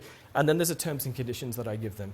It's not something that I need to follow up, but it's really, really good for letting them know that I expect them to come to the session, to every session. So it basically says you void your guarantee if you fail to turn up to a session without 72 hours notice. If they have a car crash on the way, or if they have a family member die, if they have a real reason that they couldn't come to the session, I'm not going to be that mean as to void their guarantee. But it's really, really good that if they think that their guarantee could be voided, or if they think that there's a consequence to them just going shopping instead of letting you know that they're not coming, it's a really, really good idea to set expectations. Like with that FAIL acronym, the A for aimless, they want a framework. This is part of the framework, as in, so if I can just get you to read these terms and conditions, almost always I just put the pen on top of it and people sign it. It's short. I'll email it to you guys. I'll make sure that I put it on the page. So on the front cover of the manual, like where it says what quit smoking training, I'll make sure that it's on that web page so that you guys can see my terms and conditions. Yep. Can I just ask one question? Yep. During this session, would you ask the client if it's a program, cash up front, or you pay up front? What I do is they pay at the end of the first session. So you'll see, like in the questionnaire that I send out, everything's explained in that. I also explain it in the program part on the phone. Some people do it up front, some don't. Some will say that there's an advantage to one way or the other. I've just always done it at the end and I've never had a problem. One time my FPOS machine didn't work because there was an update they did overnight. And then still I was able to chase it up the next session. So to me, it's not something that I would worry too much about, but I just do it at the end. This is part of my process. All right, so I'm going to role play part. So I'm with you guys, but it's going to look like I'm ignoring you, if that's okay. All right. I just want to get myself a pen. All right. Okay. So have you had a busy week so far, or? Yeah. Okay, so what have you been doing so far, like work or? Yeah, working, and I've got visitors from overseas at the moment. So. Oh, okay, visitors from overseas. They're keeping you fairly busy, or are they? Oh yeah, 4 young kids. Oh, okay, good. So I'm just going to interrupt myself for a second because I just want to show what I'm thinking every step of the way, that I've got a process to what I'm doing that's not in the manuals. And this is something that I do actually put into my bigger online courses. I call this the 36 box system. So if you have a program that has 6 sessions, you get like all the session 1, 2, 3, 4, 5, 6. This one's only 2 sessions because it's just the quit smoking hypnotherapy. But I do divide it into these other parts, 1, 2, 3, 4, 5, 6. So I've gone basically rapport. So I was asking, how's your day? How's your week? You've got people in it, like what we're saying, visitors from overseas. Rapport, need, and this is like for almost anything you do, whether you're doing hypnotherapy or coaching or counselling, whatever you're doing. Rapport, need, find out what's going on with them. The therapy or the plan, tell them, give them a framework. Then if you're doing the hypnosis, do the hypnosis there. Then the unconscious therapy, and then the wake up or wrap up. Does that make sense? They're the stages that I go through. If I'm doing a more complex therapy that has like, say, 3, 4, 5, 6, I fill in these boxes with what I'm doing. If somebody's coming for something that's really advanced, sometimes it's not until you get to, say, session 1, you've talked them through what's happening, but they still haven't opened up to you all that much. In the second session, they tell you a lot more, not in rapport, but in need. In the second session, they start telling you more about themselves. So sometimes if it's like a depression case or an anxiety case, this is the session or the part of the second session where they really tell you the most amount of information. once they've already gotten to know you from the first session. Then on the third session, you've had time in between the second to third to do some research. And that's where then on the third session, in the actual therapy, you can apply what you learned. Does that make sense? So it's a framework that I use for everything. We don't need to worry too much about it for just a smoking session, but just to give you, like, I find that people don't draw things visually like this. And it just helps me so much to understand, well, what if I'm not just doing smoking? What if I'm doing something that's more advanced? I like to have these boxes and map out what happened in each of these steps. And looking back at it on paper, you will understand so much more about your client if you've got it kind of mapped out. So you can see that, oh yeah, there was the niceties. They were a bit angry during that. Or they were really friendly during that. And it wasn't until I got to the need part that they cried or smiled or... Does that make sense? You can map where things happened. Does that help? Does that make sense? What does the TW stand for? Do you know? So rapport, need, therapy, hypnosis, then the unconscious therapy, then the wake up or wrap up. And I do payment and all those things in there as well. Just to give you an idea, like all we've covered so far in the session is the rapport. So now basically I'm moving into the need part. So just as you guys like follow kind of like what's happening. So basically I've got this rapport building with the questionnaire. Sorry.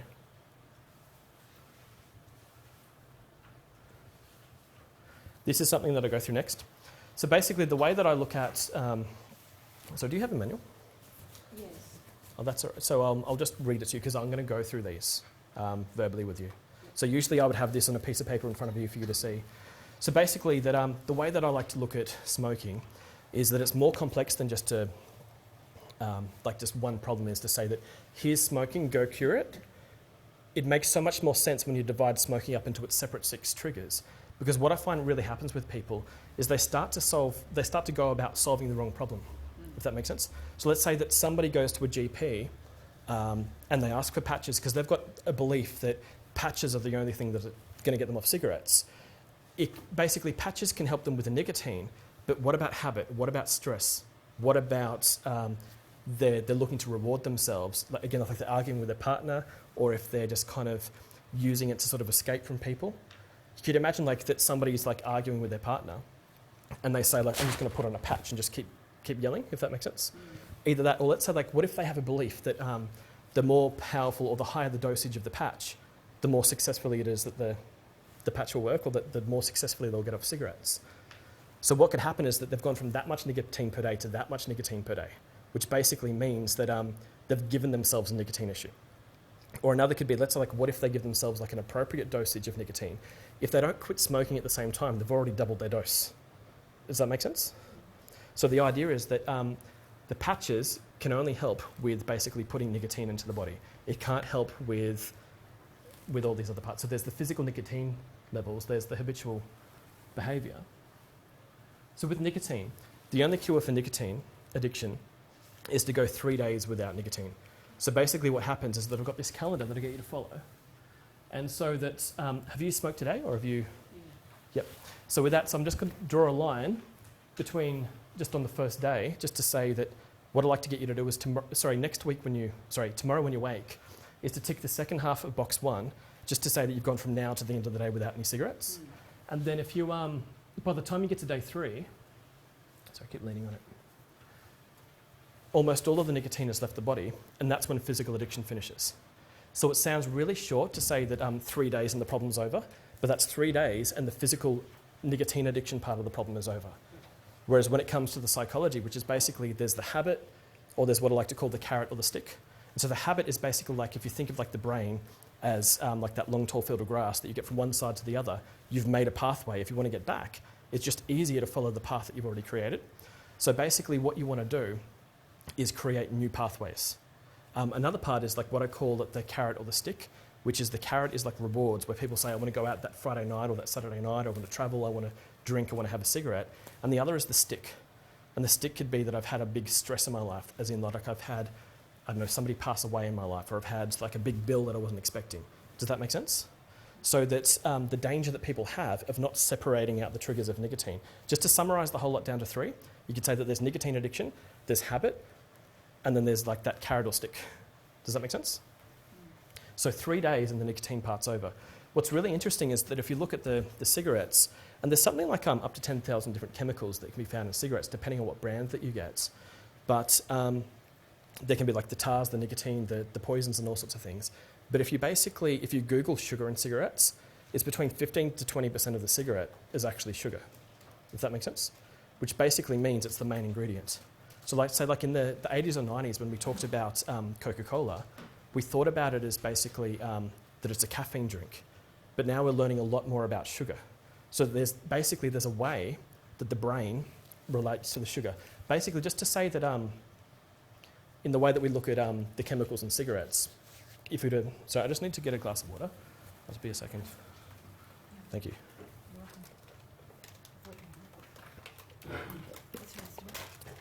Are you guys hot? You guys are? I can turn it down a bit. I'll just put it back in there. Okay. Alrighty. So if you imagine basically that if somebody was to overdose on, let's say, like sleeping pills, but they've built up to that overdose very slowly. So they just started off with like a few a night, but they just keep building this tolerance. To us, that would be like a lethal dosage, but to them, they've built that tolerance over time. It's still not safe. But some people that are addicted to these sleeping tablets, if you just take the sleeping tablets away, they don't necessarily just then come good, if that makes sense. They don't just all of a sudden start to become healthy. What happens is there's this threshold that they need to get through. And so the problem with that threshold is that it can be difficult, especially with something as severe as sleeping tablets. When it comes to cigarettes, there's that threshold that you need to get through. But the good thing about that threshold is that you don't really need to worry too much with the cigarettes because usually it's the least of people's worries.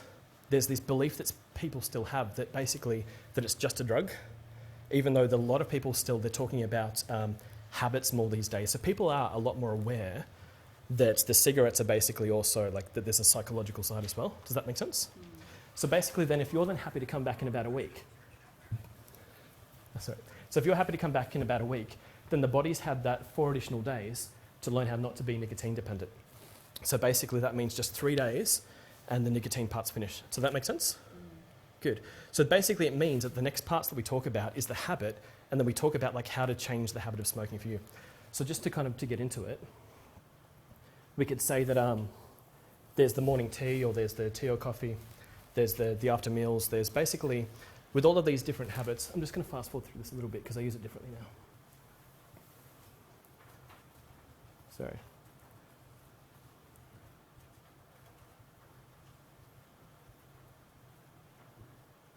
I'll just go back to this. So basically there's all these different triggers for smoking. So it could be the wake-up cigarette, it could be the after meals, it could be the tea or coffee, it could be the stress or tension, it could be any of these things. But the problem with these habits is what I've seen people try to do to get off cigarettes is they try to do the cutting down approach. And so what I did, like when I tried to cut down, and my last cigarette was in 2010, but when I tried to cut down on cigarettes, is that I found that just like there's the burger and the chips, that no one will steal your burger, but with the chips, it's kind of like that basically that the chips are public domain. So if you can justify one chip, you can justify one chip and another chip. Or that the pathways in the brain is that if you can justify one cigarette, the habit starts to grow back. So what you want to do is you want to get all of the smoking habits at once. And the best way to do that is to have a history of being a non-smoker. So the best way to have a history of being a non-smoker is that we start today, and then when you come back in a week, you've already done 1 week of not smoking. Then what I like to do after session 2 is that I like to call you once a week for a month to make sure that you're still off the cigarettes. And so then basically if you've been off the cigarettes for at least a month, you've then in that month, let's say some people have said that it takes something like 28 days to change a habit. It can and can't be true depending basically on the complexity of the habit they're talking about. So if somebody was to like learn just some song lyrics, that doesn't take 28 days to learn. But if they were to master the violin, it takes a lot longer to learn that, if that makes sense. So basically when it comes to the cigarettes is that the lowest level of repetition is required for getting off cigarettes because it's actually quite simple. You just need the repetition of it because there's so many different types of triggers. Does that make sense? Good. So then moving on to the next part is that with this map or this calendar, so that you've gone 28 days or you've gone like a whole month without cigarettes, is that there's still 2 types of triggers that still haven't been cured even after a whole month of not smoking. And these are what I like to call the future carrots and sticks. So with the carrots and sticks of not smoking, let's say that you've cured the everyday habits. You've cured the wake-up cigarette. You've cured the after-meal cigarette. You've cured the... What else is another type of cigarette that you could have?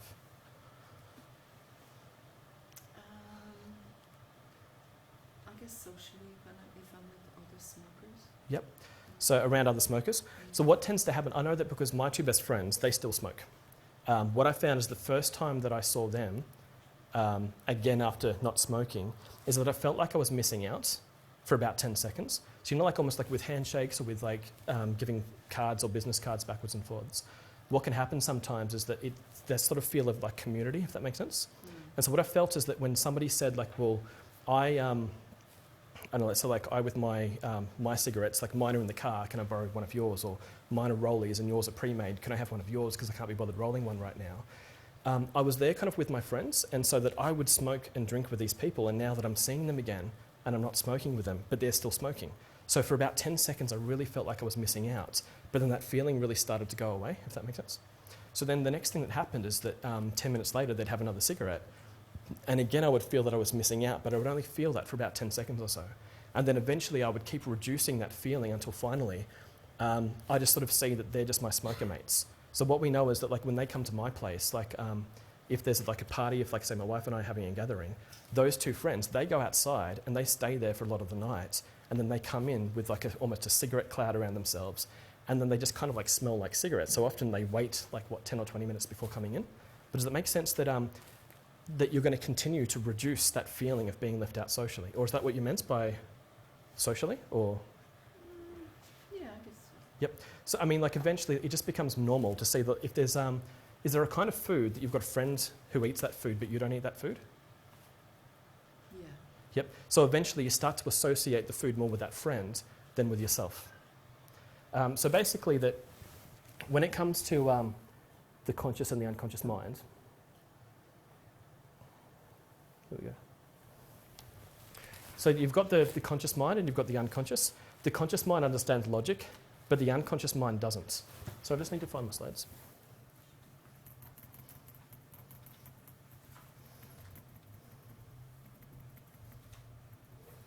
Okay, here it is. So the conscious mind understands logic, which basically means that if you were to say that getting rid of cigarettes is a really good idea, but then the subconscious doesn't then behave that way, if logic is the language of the conscious mind, what would you call the language of the subconscious mind?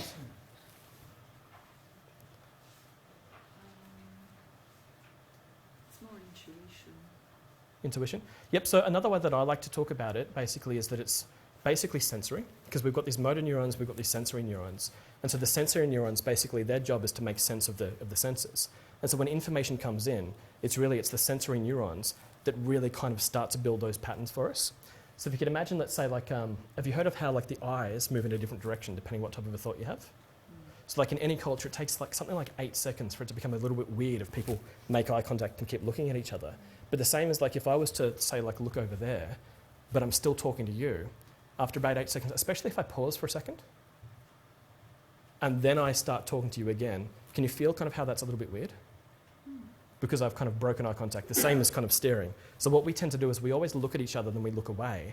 But then there's also that if I ask you a picture question, the eyes tend to go up, or that for kinesthetic questions or feeling questions, the eyes tend to go down.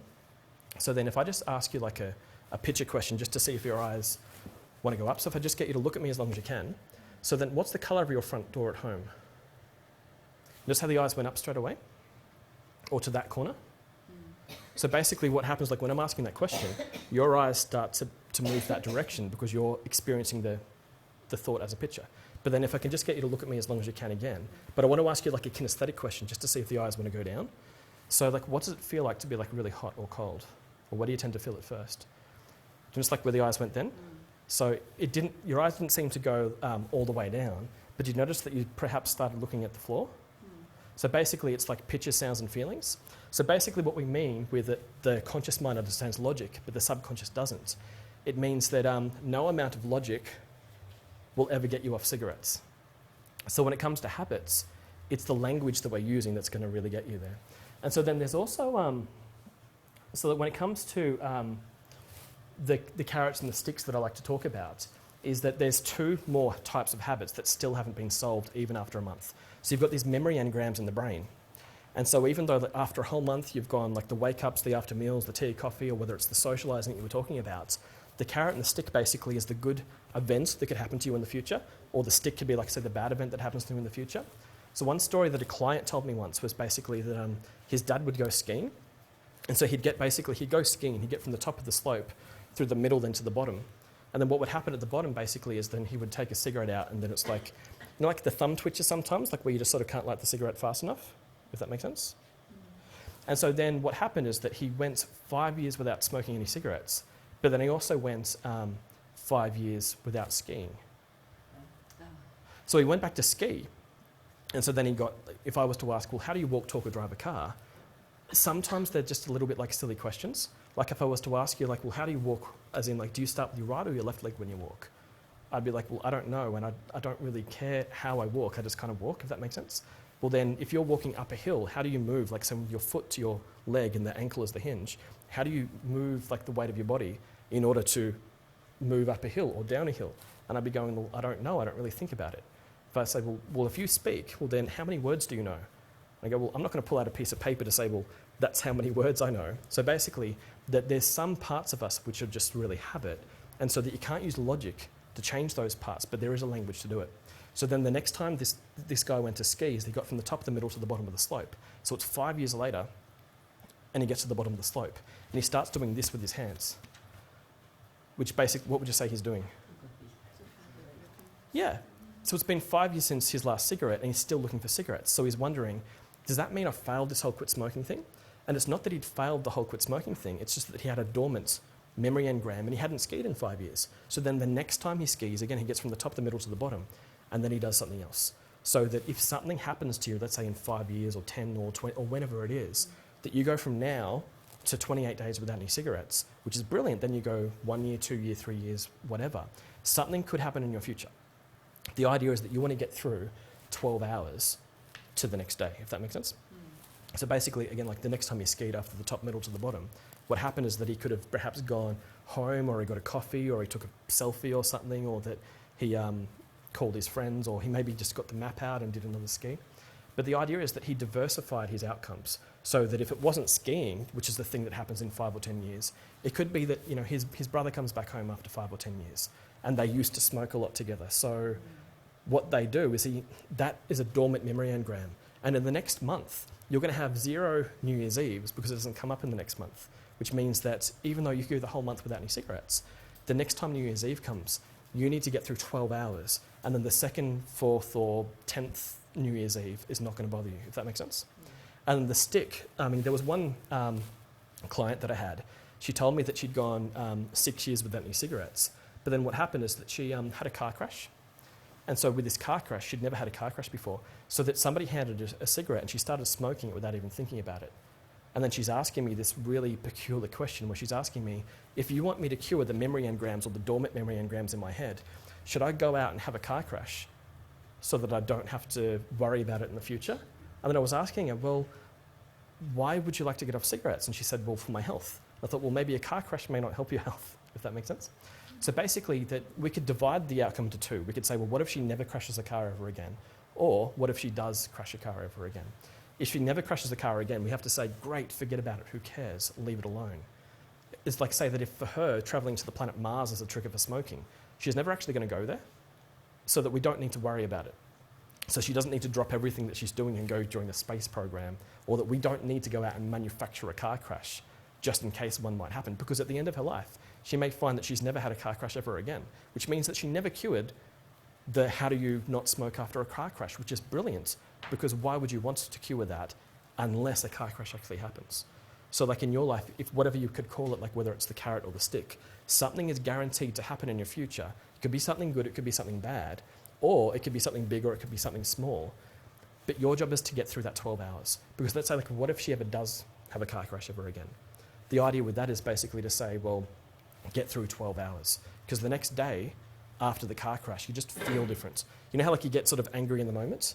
Whereas like that I, about 2 years ago, that my wife and I, like we were in the car just after getting married, and I was going down the Pakenham Highway and there was this truck coming towards us. So basically the story ends is that we're okay, we're still alive, we're fine. But this, as this truck came towards us, it was carrying these tractors.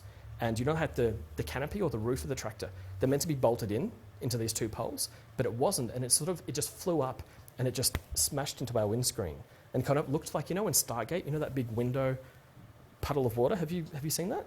So it kind of like the water comes out towards you and then kind of bounces back. That's what my windscreen looked like in front of my face, where this thing hit us, this roof hit us. And I was just sort of so angry at the time that what I was thinking is not that I would have had a cigarette, is that I was thinking too much. All I had to do was basically make a decision, as in like or my wife and I had to make a decision. How do we get home? As in basically, how do we get a tow truck here? And then worry about everything the next day. So the next day she could basically say that we're back from our wedding, can I have another day off work? And with me, I never had to look at any paperwork so that my dad saw all that stuff. But at the time, standing right there on the side of the road with basically wearing thongs and blood on my toes because of the little bits of windscreen that fell through. And then in the back of the car, we were basically packed nearly for camping. We were in cabins, but we had our camping bags, and then we had bouquets of flowers from the wedding and everything on top of it, and our phone chargers at the bottom of the bag with 2% of battery in our phones. And I could have been so angry thinking, well, how am I going to solve everything? And so the same as with this client that was telling me that when she had a cigarette after the car crash, she was thinking too much. Does that make sense? So the next time something really big, the next time something really stressful happens for you, sometimes what we need to do is basically just say, how do I get through 12 hours? Do you have any questions about that, or does that make sense? Good. So far kind of what we've covered is because the only cure for nicotine addiction, because nicotine doesn't spread in the body without a constant supply of cigarettes or patches or pills or something. So 3 days and the nicotine's out of the body. But then how do you get through those 3 days? Or past 3 days, how do you stay off cigarettes for the rest of your life? There's no version of nicotine addiction that after you not having nicotine for 5 years, that you could all of a sudden have a nicotine addiction later, because the body doesn't work that way. That basically people are addicted to things that they're addicted to because they've got a supply, there's chemical hooks, and then the body runs out, and that's when the body goes, ding, I need my next supply. If that makes sense?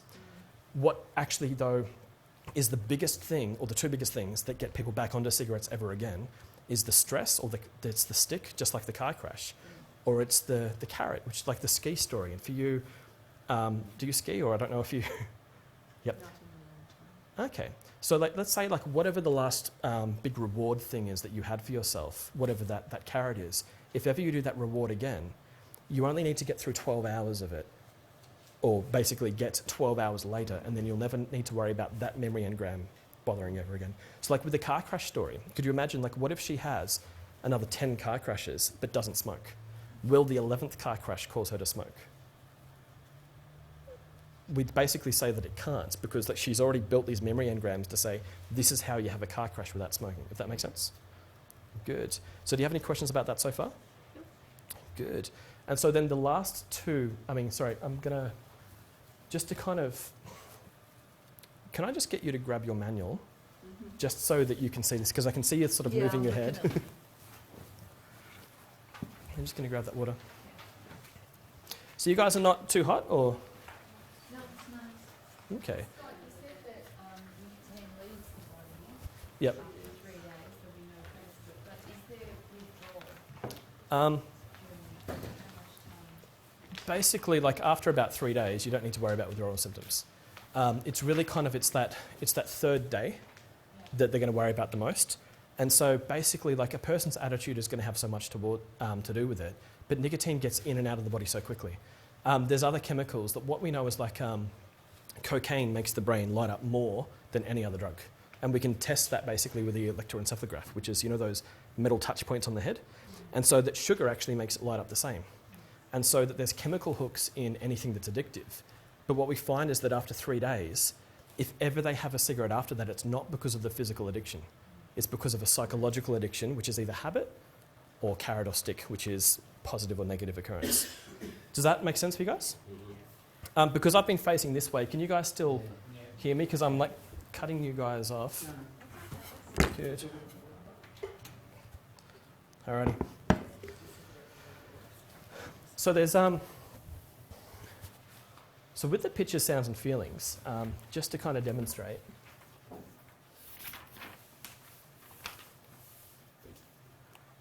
So if I was to say, could you please think of the number 3? Or if I was to say, could you please not think of the number 3? Would you then not think of the number 3, or would you think about it anyway?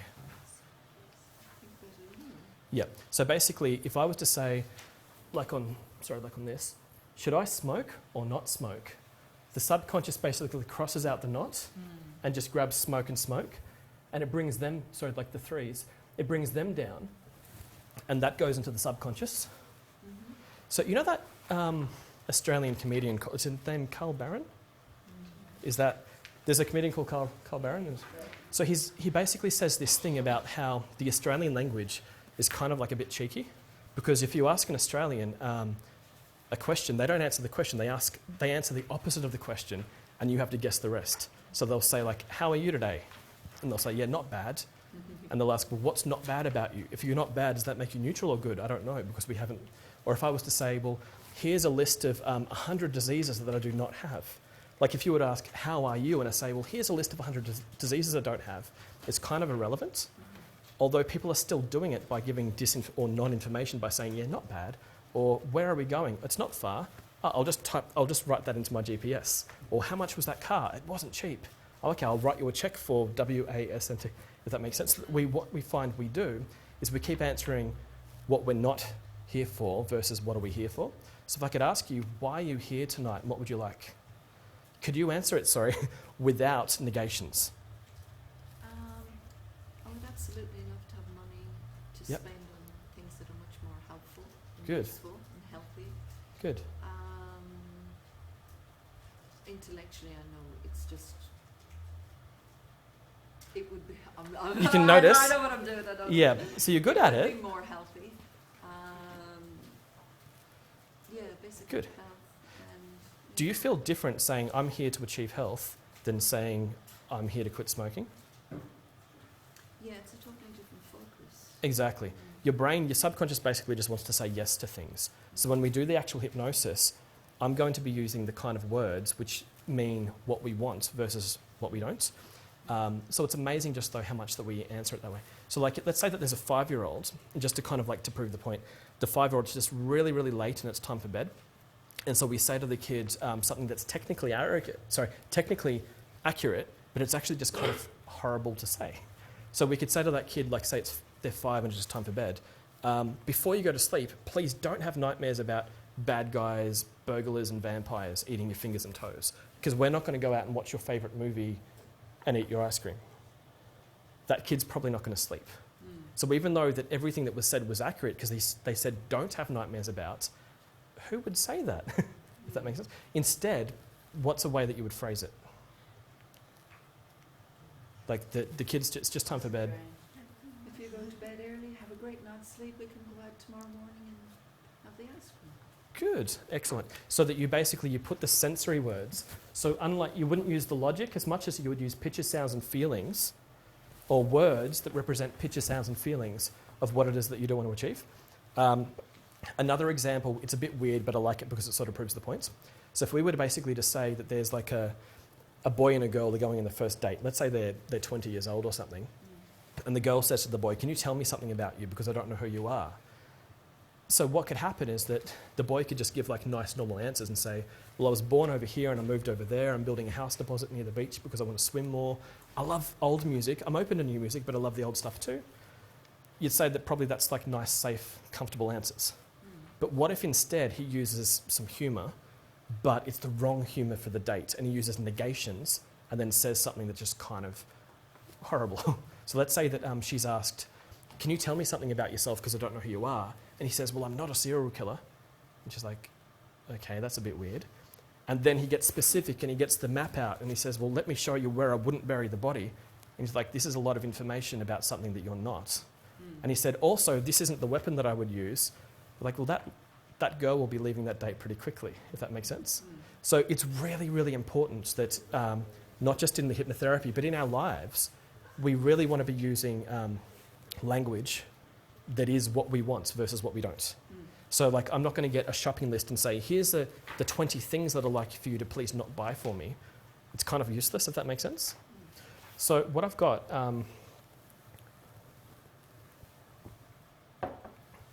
I've got this old broken iPhone. Have you seen the ideomotor response? Where basically that you get like an unconscious reaction from people. So I've got this old broken iPhone, and what I do is I use it basically just to see how you respond to suggestion. So can I just get you to put that to the side somewhere? Just anywhere is fine. Good. And then can I just get you to hold this from the top? Good. And so I'm just going to sit a little bit closer. In a minute, we'll do this a little bit higher, just so that you guys can all see it. But to begin with, I just want to establish what we're doing. So if you could just have it just so that it's just as much as what you can. If you could just sort of sit sort of straight and parallel with me, even though your chair's going that way. Good. Excellent. Are you comfortable like that, or? Good. Okay. Then could you just have it so that one of the flat sides faces each of us? Good. So it's just that it's nice and parallel. So just keeping your hand and finger still. If your eyes could just follow the pen and just breathing comfortably, just letting the stomach just breathe. You're just letting your eyes follow the pen. Just like a magnet, and I'm just pulling the phone towards me. Good, and pushing it towards you. Good. So towards me and towards you. Okay. So you can see that forwards and backwards movement? You can see that? Good. And then the left and the right. So just like a magnet, I'm just kind of drawing it towards the left and the right. Good. Can I just get you to change hands? Okay. Good. And then just forwards. Just, if you could just bring it sort of slightly up and slightly out. Good. And then if your eyes could just follow the pen, so just towards me and towards you. Good. So you can see that movement forward and backwards. And you didn't mean to do that, or that just sort of happened? Good. And so this time, so towards the sides, so the left and the right. Good. The left and the right. So you can see how it's happening a little bit more easily now. Okay, so just letting your eyes follow the pen. Good. So left. It was moving a second here. Here we go. So left and right. Good. And again, you didn't mean to do that? Good. So what I'd like to do is that without the pen, if you could just hold just a little bit higher. Good. Even if you want to hold it from further down the cable, if that helps. Good. So this is just to, even if we could just put that over the side. That's all right. This is just to help me to understand how your subconscious is basically responding to suggestion. So if we could say that forward and backwards is a yes, and then towards the sides is a no. So if I just ask, are you sitting right now? So forward and backwards is a yes. Good. So are you sitting down right now? Good. So you can see that kind of forward and... So once you've got the hold, that's all right. So just breathing comfortably. If forward and backwards is a yes, if I just ask, are you sitting right now? Good. So you can see that forward and backwards that's happening? Good. And then if I could ask, if towards the sides is a no, are you standing right now? If towards the sides is a no. Okay. Are you standing right now? If towards the sides is a no. Good. So you can see that left and right response that starts to happen. It was only small for the moment. So if I just get you to change hands again. Good. Good. And so the more you kind of do this, the bigger the swing gets. I'd like to get it so that it becomes quite obvious that people can kind of see that's a forward backwards and that's in left and right. So again, without you meaning to do it, if I could just ask, are you wearing glasses? Which I can see that you are. Good. Can you guys see that forward and backwards? Yeah. Good. Then if I could ask, are you wearing 7 pairs of glasses right now? Are you wearing 7 pairs of glasses? Good. So if towards the sides is no. Good. So you guys can see that left and right? Yeah. Good. Have you seen that version of idiomotor response before? No. The reason I do it that way is because the way that I was taught with the finger is that it took too long to try to get a movement from people. Sometimes it would work straight away, and other times it would lose some credibility trying to make it happen. I just ask, is that the same as like crystal pendulum? I use it as a weight on a string. The pendulum, often like women in pregnancy, like they'll try to work out if it's a boy or a girl, and there's a pendulum thing.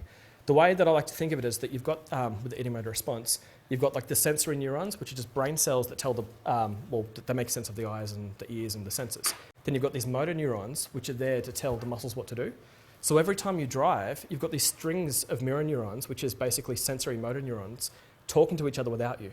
So if you're driving a car and the road veers off towards the left, you start to steer left as well. Does that make sense? So that with this, that's all that's happening is that we're demonstrating in a way that looks a little bit more special. I find that it's a very good rapport building tool as well. So if you've got something that kind of like looks good, it goes a long way to building cooperation. And what we know is like when it comes to like whether it's stage hypnosis or whether it's like hypnotherapy, that you need the trust of the clients. And so that if you do this, what I find is that you have to make it work or don't do it. And so what I found is that if you stick to it for 2 or 3 minutes, it'll work. For most people, it just sort of starts happening straight away. Once they can see it happening, they build a belief that it's happening, and then it happens more. Does that make sense? So that you want to get them to believe that it's happening, and then you get more of it. And so would you say, were you meaning to manipulate that, or did that just sort of happen? Have you seen that before, or is that? Not this way, no. Okay, it's interesting, isn't it? Just how you can... Good, so if you could just hold it up again. And so, again, just like one of the flat sides faces each of us. So if I just ask, does your subconscious agree to support you in all that you do? Good, so if forward and backwards is yes, good. If your subconscious agrees to support you in all that you do, and to not only to be able to allow the cigarettes to disappear into the past forever, good, but all benefits that the cigarettes are supposed to create for you, that you can go ahead and create those benefits. So just like with that chart we showed of the parts, that no matter what the need was that created an association for cigarettes, you can go ahead and have positively, whether it's a need to socialise, you can socialise. Whether it's a need to relax, you can go ahead and relax. Whether it's a need for, what else could we say? Water, sleep, love, hugs, privacy. That you can go ahead and create a positive version. Good. And then if I just do one last thing and say, don't do a circle. Don't do like a... So you can see how we're starting to get a... Perhaps. If I just keep saying, don't do a circle, can I just get you to keep saying, don't do a circle in your head? Good, so just keep saying, don't do a circle. Can you see how like we're starting to... Actually, is it happening, or is that... It's not, it's just still going, yes. Okay. So just keep saying... So when I say don't, or when you repeat don't do a circle in your head, can you think of a circle and the word don't, and just keep saying don't do a circle? So you can see how there, when you were thinking about it, just letting go of the stomach, just releasing, just breathing. Good. If I just keep saying don't do a circle.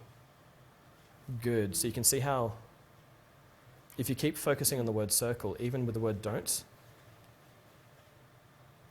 so you can see how it sort of starts. So with most people, it would just do a circle straight away. But can you kind of see how, like from the way I could read this perhaps, like it starts to do one, then it stops, then it starts to do one and it stops. A person who's generally, you could say, intelligent and has like a lot of compartmentalised avenues in their head, they're also often quite good at control. You okay? Good. All right. Oh, okay, I'll just go back. So would you call that perhaps like evidence that suggestion is easy to create, but the actual words that we use in the suggestion are quite important? Yeah, of course. Good. And then there's 2 more parts, or 2 more basic triggers to smoking that I like to talk about. You know, like when we talk about anxiety or depression, that we can talk about anxiety as, let's say, too much energy and thinking about the future. But depression can also be, you could call it not enough energy and thinking about the past. And so often what will happen is that if people feel overwhelmed by the ups, they want to come into the middle, or if they feel overwhelmed by the downs, they want to come into the middle. Some people love it there, but other people feel just nothing there, or they feel like a zombie. So that if they feel like a zombie in that state, they feel like they're just kind of, they're going through life, but they're not really feeling the joys or the peace, if that makes sense. So that instead of thinking of all high energy as anxiety, high energy is high energy. It could be a positive or it could be a negative. It could be an anxiety, which is a fear of the future perhaps, or of something happening because something's about to happen.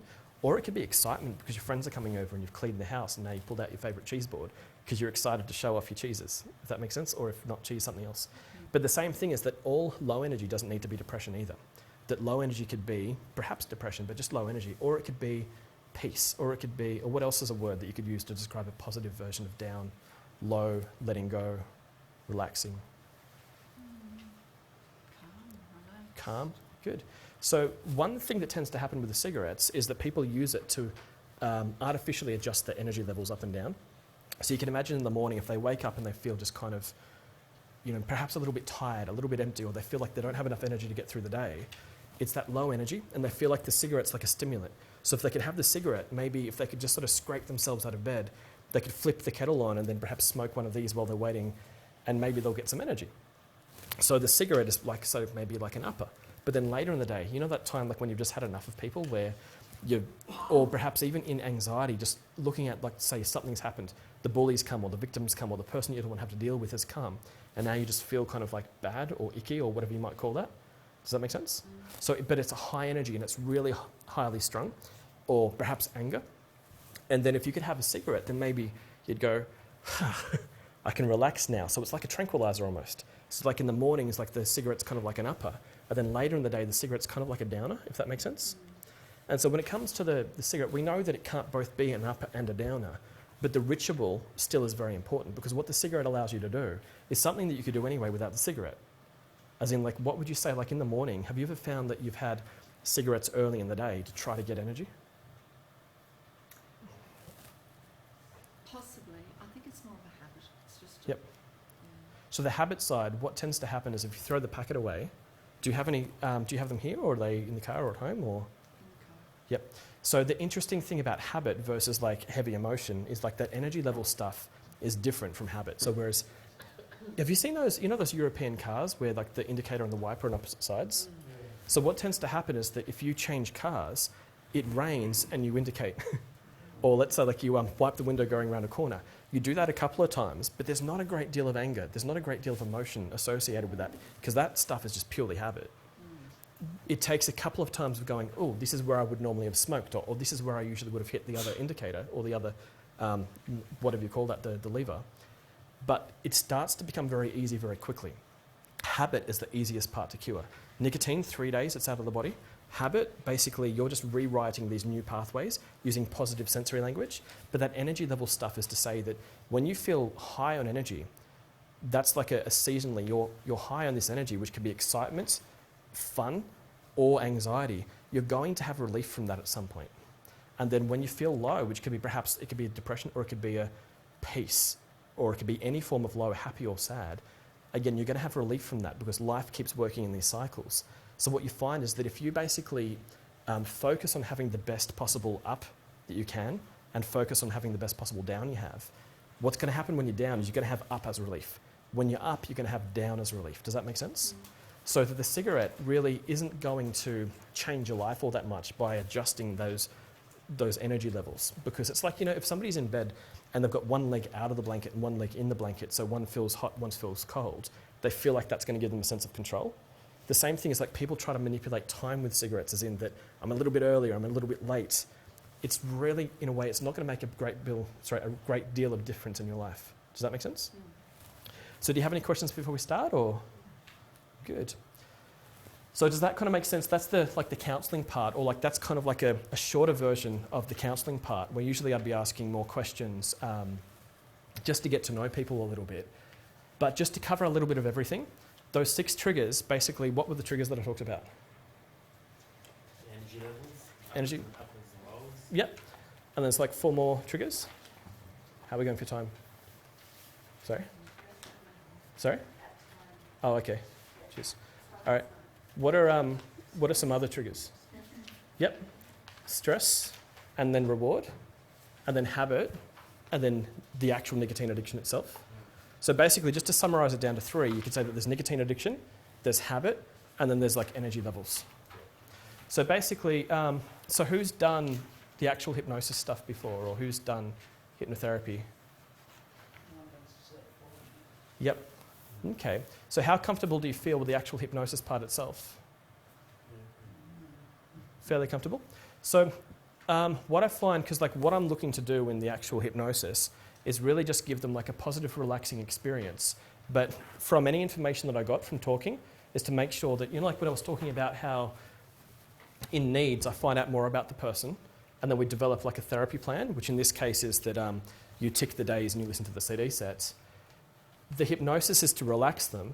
Then inside the hypnosis, which is the unconscious therapy, all those things that I learned about my clients inside of the need part, I'm going to repeat it back to them. Does that make sense? But I'm going to repeat it to them in a way where they don't have to do complex maths. I'm not going to ask them like what's 27 divided by 4 or something. I'm not going to ask them stuff. It was called the CAT, Critical Analytical Thinking. So what did you say? It's 9 o'clock, is it? Does anyone need to run now, or are you guys happy to hang around a little bit longer? Good. Excellent. So just to move on to the actual hypnotherapy part.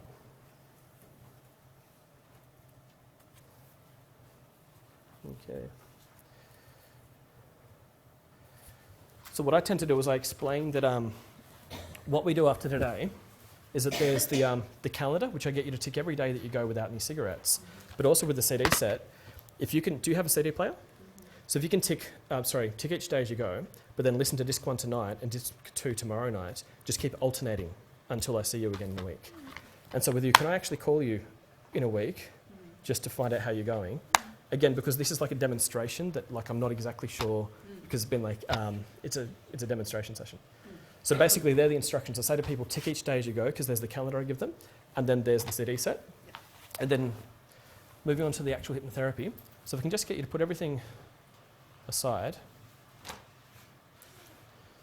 And then after this session, they come back in a week, and usually almost everybody will basically just say, we've done really well, thank you. And then that takes about, like 20 or 30 minutes just to hear their experience of what it was like. That you put in like 5 or 10 minutes of rapport, where you just talk to them about like, how are you? Thanks for coming back, or whatever it is that you say. You're just doing like a little bit of rapport work the next time by asking, how have you been? Did you have to drive by? How was traffic? How was your week? Then you move on to talking about how did your week go? And most people will basically just say, brilliant, it was amazing. Now, not everybody though will absolutely always come back every single time saying 100% didn't smoke. Sometimes you'll have some tough clients, and that's why like coming back to that FAIL acronym, you want to talk to them about like first, the law of familiarity, as in like, do you have enough rapport with them that they're not just arguing with you?